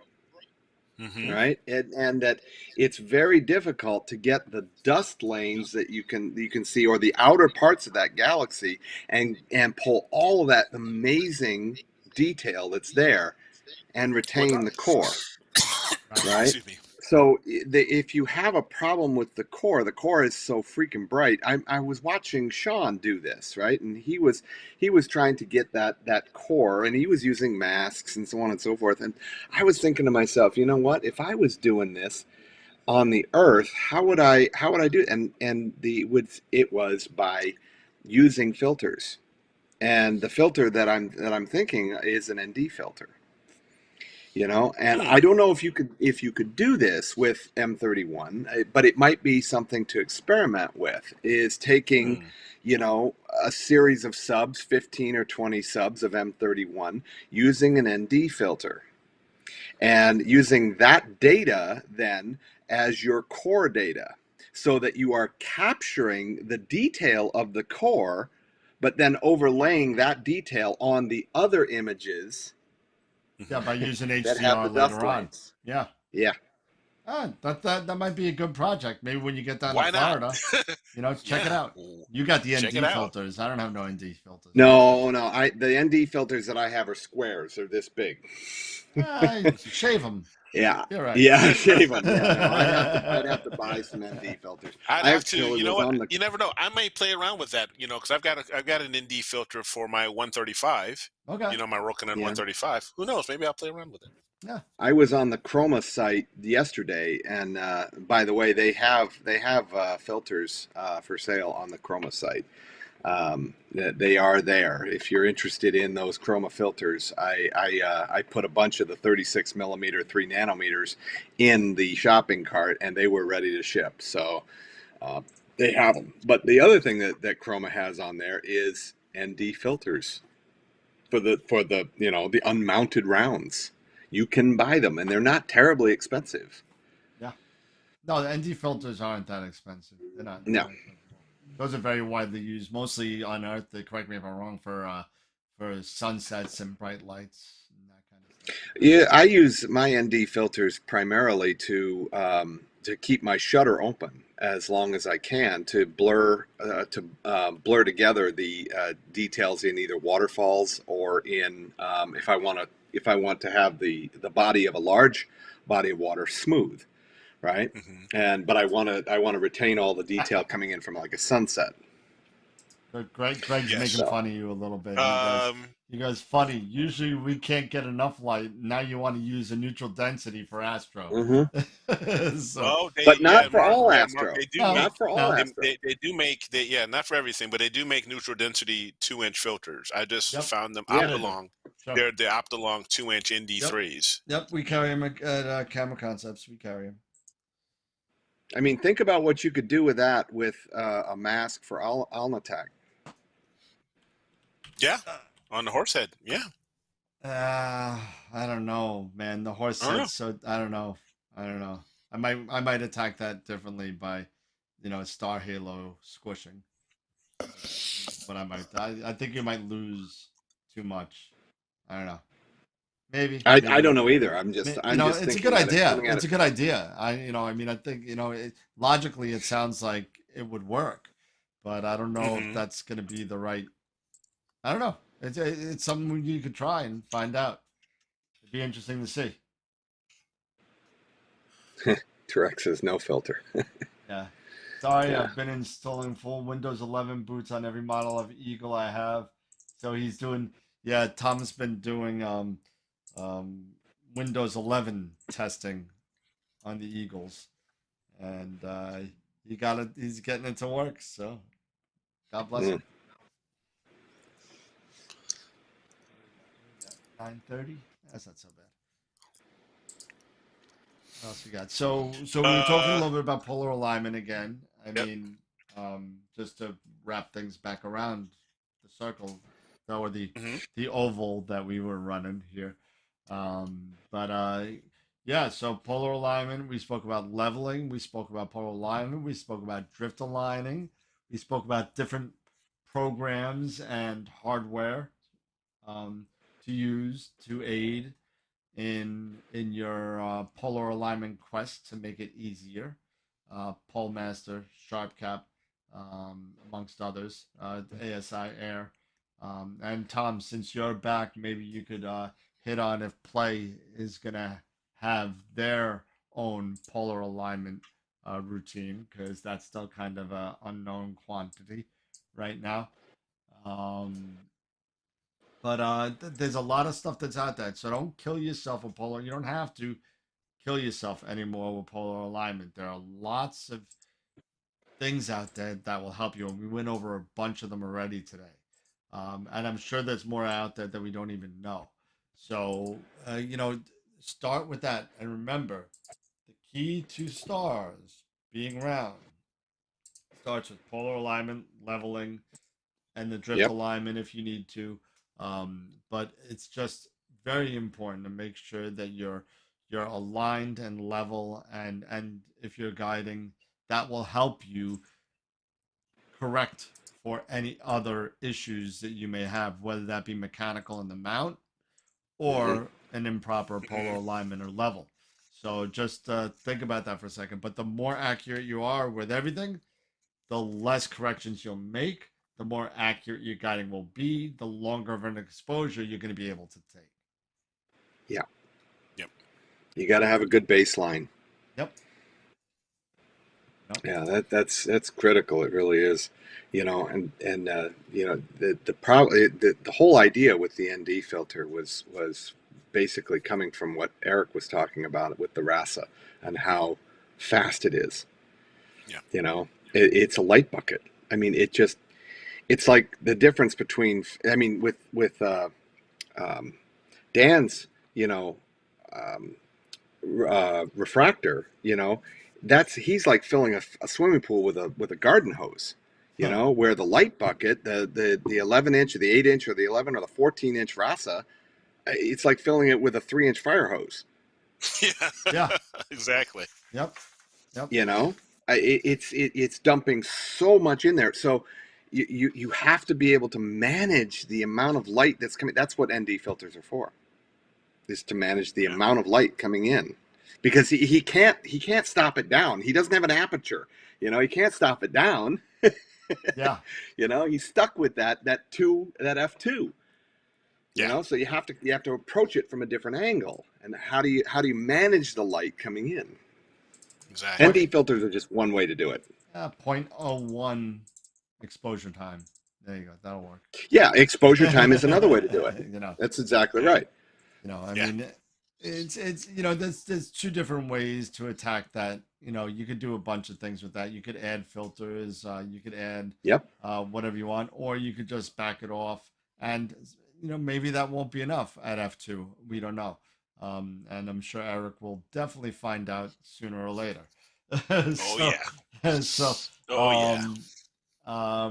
Gary mentioned something about how many times he polar aligns. He says he polar aligns 3 times before starting an imaging session. And if I remember right, he breaks down and sets up every night as well.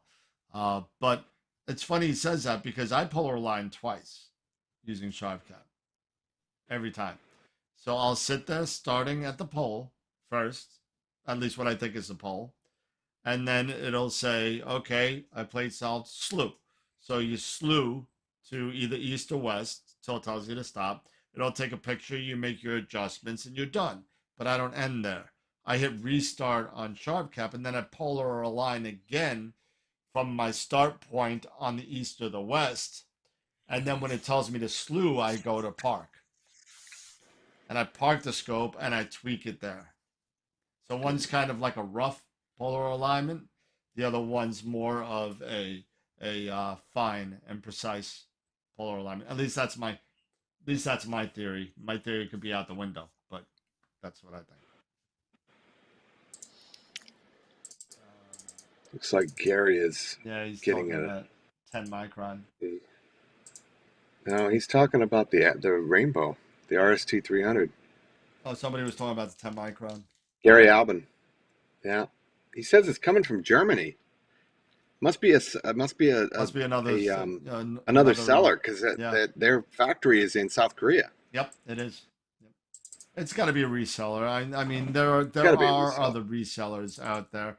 Um, Rainbow Astro has been trying to expand a little bit. Yeah, We spoke to them at Camera Concepts back 3 NEFs ago, Okay. yeah. and When they debuted it, right? when they The debuted it, 150. yeah, yep, They the had the 150. 150 there. And Yeah. at the time, I think they were the only ones at the time. I don't think Hoban came out with theirs yet. I could be wrong on the timeline on that, because Hoban was not at that NEF.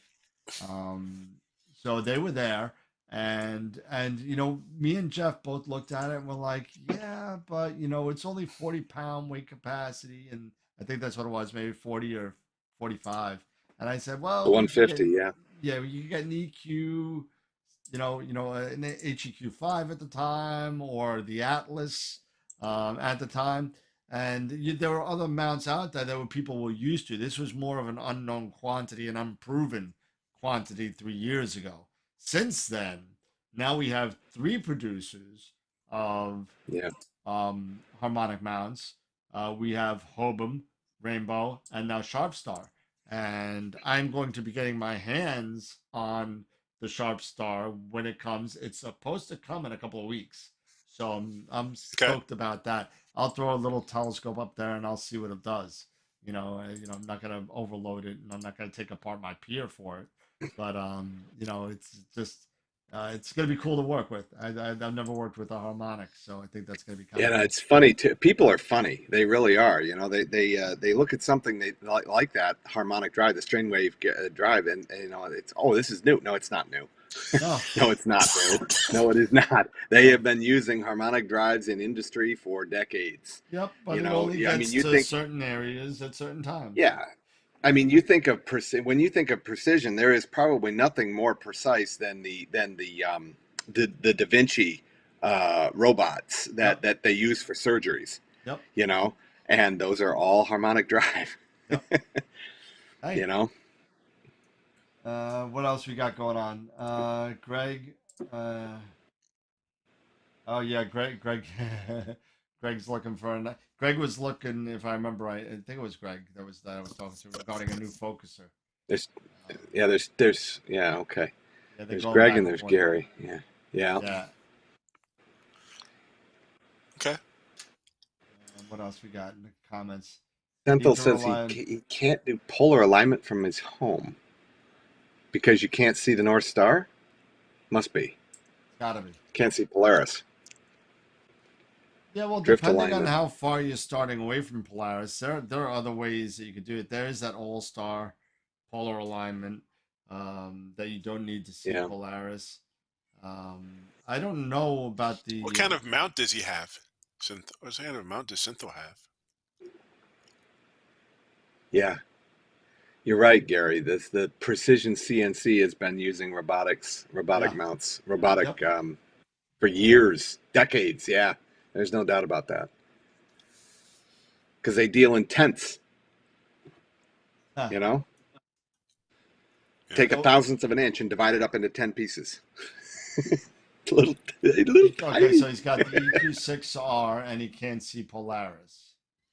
Yeah, Now, Doesn't yeah, the EQ6R is Skywatcher, isn't it? yeah, it's a Cinta mount. yeah. Is it okay? Can't it do? Does it not do something similar to the All Star Polar Alignment? Like Celestron? I mean, they're basically almost the same. He's saying Yeah, he's I'd doing have to drift. look. Yeah, he does drift alignment all the time. Yeah, yeah, Um, I don't, you know what? It's been such a long time since I've used a hand controller that Mm-hmm. I just don't know. Right. I don't know. I could only assume that you're right. The Celestron and the Cintamount software is almost yeah. identical. Yeah. Mark talking about Nina's 3-point. Yeah. There you go. Take it easy, Turek. Have a good Yeah, one. yeah, you could do Yeah, that. Just go remember sleep. it'll probably take less time than your drift alignment, but just remember it does take some time because you got to wait for the photo to download, make your adjustment, photo to download. You could do that, no problem. Try Nina. That might be a good solution Yeah. for you. You It, have to use your main camera for that? You can't use your guide camera? You can use whatever camera you want. I don't have any experience with. Oh yeah, with no, it, you so can I don't use know. whatever camera you want. It doesn't matter. You just have to. You would have to. So if you're using your guide camera, you'd have to assign it as your main camera for it to work. It won't do Right. it. If, from what I remember, I only tried it once and I got really frustrated because I had to use my QHY camera, and it's a 26-second download for the photo. So even and there was no way to bin or crop. So I couldn't do region of interest. I couldn't do it because you need all the stars. You can't Right. not you can't do that when you're doing Yeah. polar alignment. But you might want to try Nina for the three star alignment, the polar alignment. Try that. That might work, Yeah. and it's free. You know, it doesn't cost you Yep. anything. The SkyX, SkyX? yeah, that's true. The SkyX will work as well. I forgot about that. SkyX will work. But again, you're talking about $300 for a piece of software just to polar align. Yeah. Well, or you could be like Eric and spend $300 on something for Blink. But I had to say Hey, it once. That was then. This is now. Yes, Tap yes, it. yes. Stop it! Stop it! Get that- But yeah, no. But I would try before you go to the SkyX, unless you plan on using it for telescope control and using it for everything else, for a planetarium, because you can use the SkyX with Nina as the planetarium software if you wanted to use that. Yeah. So it won't be completely useless with that, just for polar alignment. But try Nina first because it's free, and if it works, Mhm. you'll have everything in one thing. Get used to Nina and just use that for everything. That's what I would do first. And if that doesn't work, then I'd Yeah. think about plugging the money into something else like the Sky. That's what I remembered, Mark. That I looked at SkyX, and everybody that on YouTube was talking about it, that it had a huge learning curve. I see you. I see you back there. Everybody sees him. Creep. Such a creep. He's like photobombing you. Yeah, big time. I know. But, I'm just grateful he's fully clothed. Are you kidding me? well, thank God for small favors. I mean, Yeah. And of course this one has to make his appearance. well, I got to talk about the Sky for a second because I own many renditions of the Sky. Sky 3, 4, 5, and 6. And I never bought 10. So if you know the Sky, just like with anything else, it's less and less of learning curve. That like if you know Photoshop like you guys do, and I don't, it'd be a huge learning curve for me just jumping into it. Yeah. You know what I mean? It's the same thing with anything. If you're gonna learn something anyway, I try and get the most bang for your buck. And if Nina works for you, great. It's free. You don't have to worry about it. Don't spend the money yet. Wait, try it. If it doesn't work, then see if you have to pull the trigger on something that costs a little bit more money. But if it works for you, it works for you. That's it.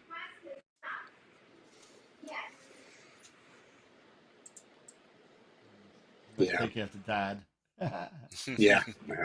I never had I see Norm's talking about the Sky. I never had a problem with the Sky. I actually like the Sky. I still use the Sky 6. I love it.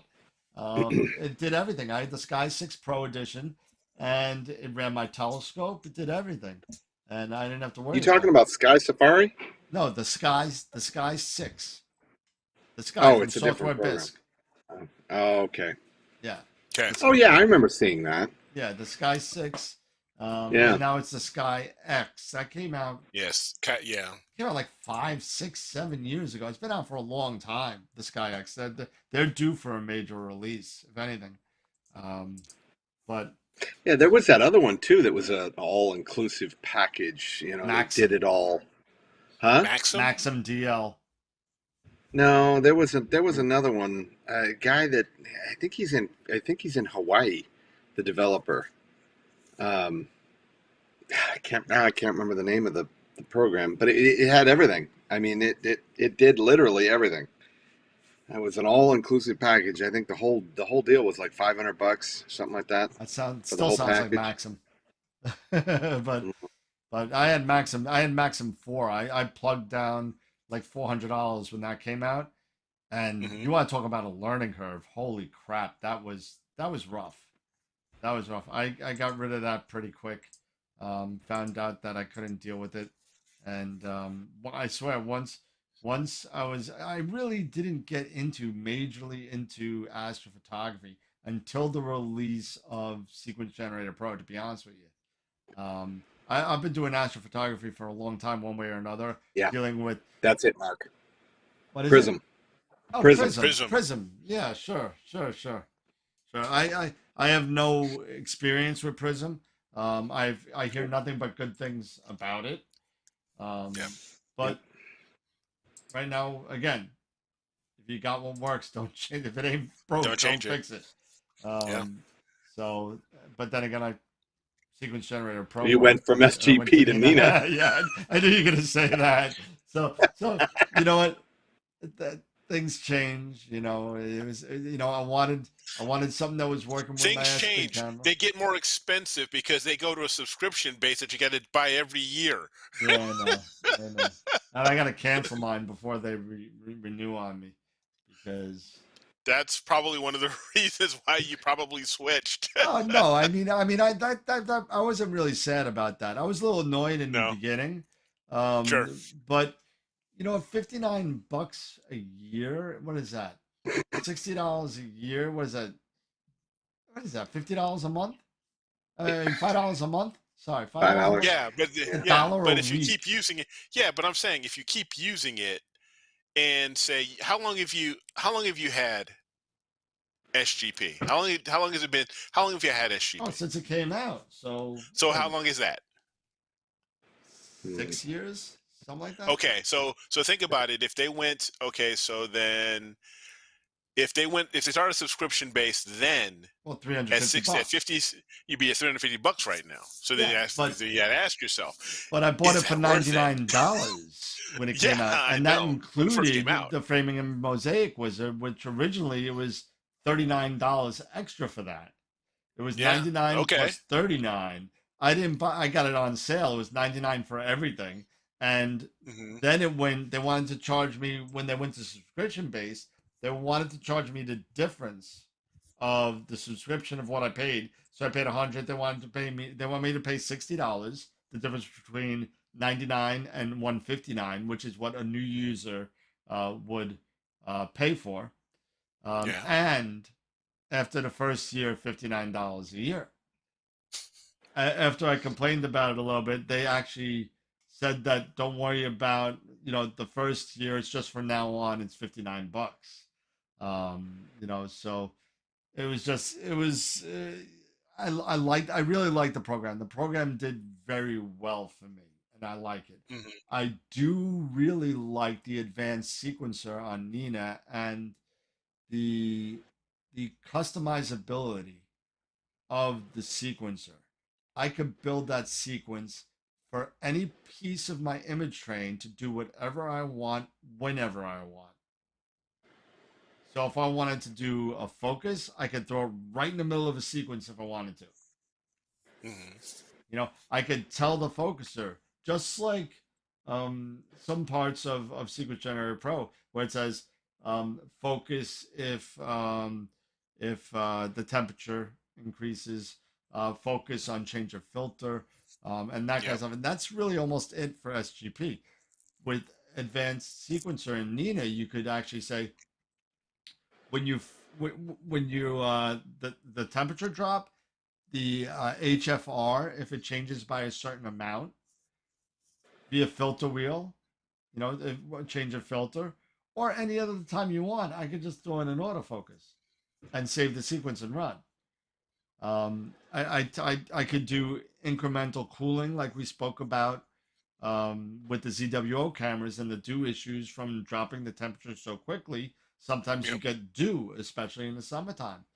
With this, you could, with Sequence Generator Pro, you could only say cool to X amount in X amount of minutes. That's all you could do. I could actually say, hey, listen, cool to 0 in 3 minutes, and then do some other stuff before I start my sequence, and then cool to -10 in the next 5, or whatever. I could spread it out a long time. So it's kind of cool. It's kind of cool. I have the Sesto 1. Sesto Sensor. I recently discovered something new. Yeah, Gary, I remember talking to talking to the developer, the guy that built the Prism software. I had actually a pretty lengthy conversation with him. Really fascinating guy, very smart. And he was talking a little bit about that. That auto guiding algorithm that they use. I haven't had a chance to use it. I think it's interesting how it does use all the stars in your that are visible to the sensor. That's a heck of a thing. But yeah, I actually got talked out of using Prism by the guy in the upper left of the screen. Yeah. He says, stay with something that's tried and true. I said, okay, I'll do that. Hey, I'm so excited. I got they're talking about the Arco.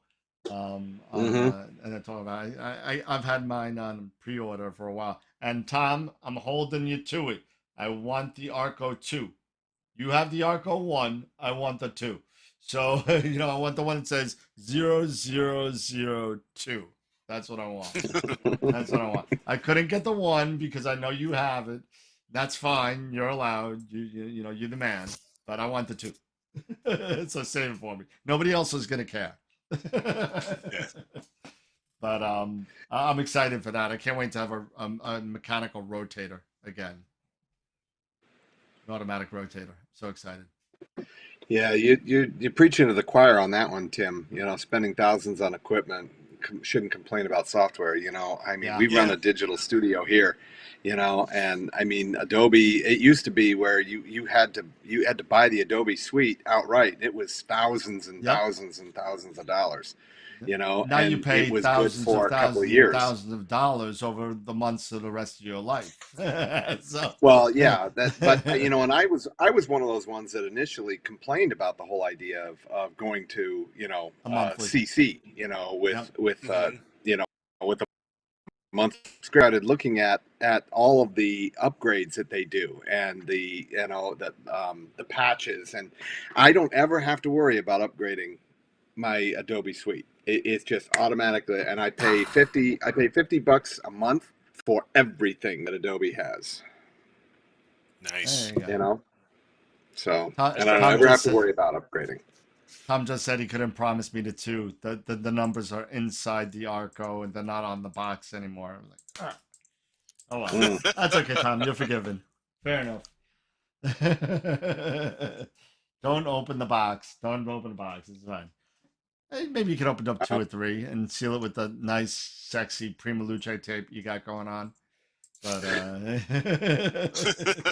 just kidding, Tom. I know you won't do that. That's fine. Tom's got way too much integrity for that.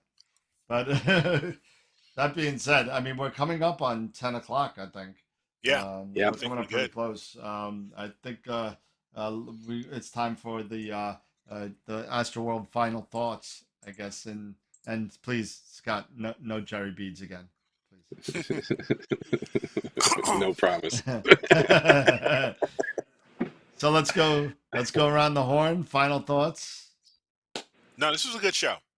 I think this was a good show. I mean, you're able to touch on quite a bit of stuff, answer a lot of questions. I enjoy, these Friday Q&As, so just keep them coming. Yeah. And it's pretty awesome. And Dan, when in the world are you going to get on New World? I'm on it. I'm like level 17. What are you talking about? Okay. All right. I'll have to find you because I gave you my world, but it's okay. I gave you the server I was on, but anyway. Which server are you on? I can't remember it right now, but I sent you a text message about it when I first hopped on. But well, anyway, I guess that's also goes to place the same text message that Tyler texted us about that I didn't even read apparently, and yeah. I don't want to put that online, but I missed that totally. Oh, snap. Yes, Gary. Yes. Yeah, The I was Red just reading Cat that. 71. Yeah. Oh yeah, I Yeah, saw. yeah. Yeah, man, I saw the Astro Bend video this Yep. afternoon. Um, oh yeah, that's that. I It's the want that. GT killer. I Somebody want get that that. man a tissue. I want that. Get him a I'm tissue. drooling. I'm drooling here. I Yeah. want that thing. That's gonna be nice.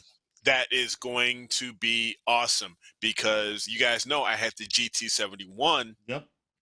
and there was a triplet, the Red Cat 71. It's a Petzval. Yeah, no Mhm. brainer. Yep. Yep. I'm telling you, it's gonna be That's a interesting. no-brainer. It's gonna be interesting. I told Jeff to get as much as he can from William, and Oh man, get as much as he can. I said get 40 of them, get 50 of them, because they're gonna go. whatever you can get, whatever you can get. What's the price tag on that bad boy? I don't think Unsure. they've released a price tag yet. Nope, it's not out yet. I mean, no. Oh, No, I mean, Trevor got one. William actually sent him one just recently. This said it's on its way. He hasn't given anything. It's straight demo, all that stuff. Yep. He sent it out to him. I think it's probably one of the first that's actually been seen Yep. outside of production. You know. Hey, you know what? I mean, so- what is he? The Red Cat's what? $680 or $700? something like that. Yeah, so you got to figure the 71s. It's got to break it down. It's Maybe got to like be close. It's got to be 1099. close to 1,000 or 1099 exactly. Yeah, 1099, something like that. And that's a guess. There's nothing been released. I don't know anything. I have no inside information. But Yeah. I just know that it's coming, and Yeah. hopefully it'll be out for Christmas. So, Yeah. so We'll see. We'll Yeah. see. You know, with this supply chain, who knows? We probably won't see that thing until 2023.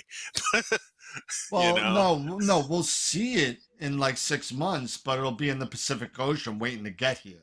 Yeah, when you get here, yeah. So- Maybe we'll be able to see one, you know, and get them, you know, in time, you know, for Nina next year. Not Nina, but Neef. Neef. Sorry. I Oh, say Neef. yeah, well, Neef's already booked in April, so I mean, I expect it well before then. William So- usually comes to Neef. Yeah, I've seen him at Yeah. Neef. Yeah, So exactly. It's All only right. money. so Scott, yeah, and I'm excited about the new Mac Pro MacBook Pro. Have you guys seen the new M1 Max chip that's coming on those new computers? I heard You that talk about it's, fast. I heard that Apple is they're doing their own chips now. So Yeah, it's they stupid went away fast. from Intel. Yeah, they went away from Intel. Yeah, probably stupid expensive. yeah. That's why. Not only That's that, why AMD I was- is going through the roof in the stock Yeah. price. I love it. I was looking. Love it. I was looking at the Mac version of the GPU for their video card a while back, and I priced out a fully loaded Mac, and it was 5,500. Yeah, I mean, all right. fully loaded. that, And like the these G1 or whatever? these computers, they're coming in at fully loaded 2 terabyte hard drive, as fast as you can get them for 46. That's fully loaded, fully decked. That's still expensive. Well, I mean, I it's, guess- you know, it's I It's guess Mac. not. Well, if It you is take what it my is. custom build, it's probably about $3,000. about there. About $3,000. Yeah, You know? yeah. And that's with a Stupid fast on that though. 2060 video card that's 3 years old. Yep. That's it. That's in a laptop that has 64 gig of RAM. Who owns And Up there just owns AMD stock when it was $3 a share. Hope you yeah, still have it, because it just broke Yeah. 120 today. yeah. I bought it at Yeah. like $78, and I'm swimming. Yeah. I'm loving it. I don't want to sell it. Yeah, I watched Tom. I watched some of the videos on the new chips coming from Mac, and they are just stupid. I mean, it's ridiculous how fast these things are. Yeah. Yep. It's just ridiculous. Yep. Yeah, So I'm really excited for Is it. I think it's going to be a Tom great just machine. yeah, Tom just mentioned AIC was gonna it's on the 20th of May. Are they gonna do that virtual? I wonder. Are they gonna, or is I'm it? sure. I'm unsure. Tom would probably know more than me, to be honest with you. Yeah, I mean, Yeah, interesting. I agree, Tom. Yeah, it does. It dominates those specs. Yeah, Oh, well, it's just crazy. yeah. Just Tom. Please don't go to an OS based Eagle. Please don't do that. Just don't do that. You could have one as an option. That'd be all right. No, be too expensive to make. Oh, it's live. Oh Okay. God. That Yeah. is live. Okay, cool. Okay. Cool. Yeah. Well, oh yeah. Well, actually, that's in what, San Jose, right? I think Yeah. that's in San Jose. Yeah. That. Yeah. We were talking about trying. Yeah. Yep. That's in. Yep. Yep. We were talking about that. That was when we were trying to figure out if we could get everybody together for the show during that time. Yeah. And we could do a live show as opposed to a recorded show because everyone will be in the States. So that might be kind of cool. But Yeah. Scott, Mm. any more final words? Get everything in camera first. Don't focus so much on your software. Make sure you get as the best possible data that you can, and then take it into your software. Yep. That's not me, native, by the way. That's my wife. That's my wife. Hey, So no, that's true. It's easier. that's her genius. It's so much easier to complete an image if your data to start is clean. It's good. It's clean. It's got, it doesn't have to be pristine, but it needs to be good. And you would rather start with good and work on the good than start with Yep. garbage and try and fix the garbage Fix first it. just to get a half decent photo. And Yeah, and I would take it even to that next step and say, you know what? Toss the garbage. Yep. Only keep the good stuff. Yep. And that goes Throw back it to out. blinking, back to Mhm. subframe selector if you want to use that. Whatever process that you Yep. use to get rid of the garbage that you have, the eggy stars, the big airplane that went through your entire image, all that kind of stuff. That random cloud that comes through that you think it's going to be dithered out. Just get rid of it. Just get Yep. rid of it. It's that 5 minute or 10 minute shot. You know what? You're gonna have to eat it, but you'll end up saving the time in post by not having to fix the issues. At least that's my outlook on that. But Papa Bear's Raptor is en route. Oh, congrats. Very Enjoy nice. it, man. Thank you for the continuing clouds on Long Island. Thank you so much. Norm, thank you for the good show. Thank you so much. Thanks everybody for coming down. I think Appreciate it. I'm glad we got some. It looks like we got some new people coming on. And I think the community is still growing, and it's awesome. I love it. I love doing this type of conversation back and forth and that kind of stuff. So just don't forget. Hi Beatrice, how you doing? Saw you before. Welcome back. Remember, so we got the next guest is going to be 11:05, and that's going to be Sean Nielsen, followed by 11:17 is going to be Warren Keller from Masters of Pix Insight, followed by Amy Astro on December 17th. And then somewhere along the way, we'll be having Filippo, Omar, and Tom from Prima Luce Lab sometime in early 2022. So that's really, really exciting. And it looks like we may also be close to another guest speaker, maybe early 2022. And I didn't release this out yet. It looks like we're going to have and I can't pronounce his name either, the gentleman who created the Star Aid, the all-in-one auto-guiding camera. Okay. Oh yeah. So that's something that's someone that actually Scott originally talked to me about. I guess about 6 or 8 months ago, like a while ago.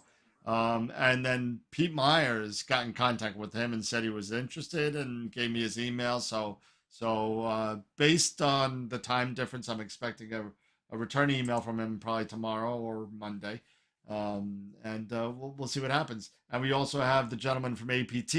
And I'm not going to say his name because I'm going to butcher that as well. But the gentleman who created APT offered to come on as well after he releases his next major release, which should be coming out by the end of the year. So that's exciting stuff as well. That's all I got. Yeah. I'm done. Are you done? All right. I'm done. See if you Yeah. can get Chad from Patriot Astro. I'm good, Mark. I saw your email. I'm gonna try.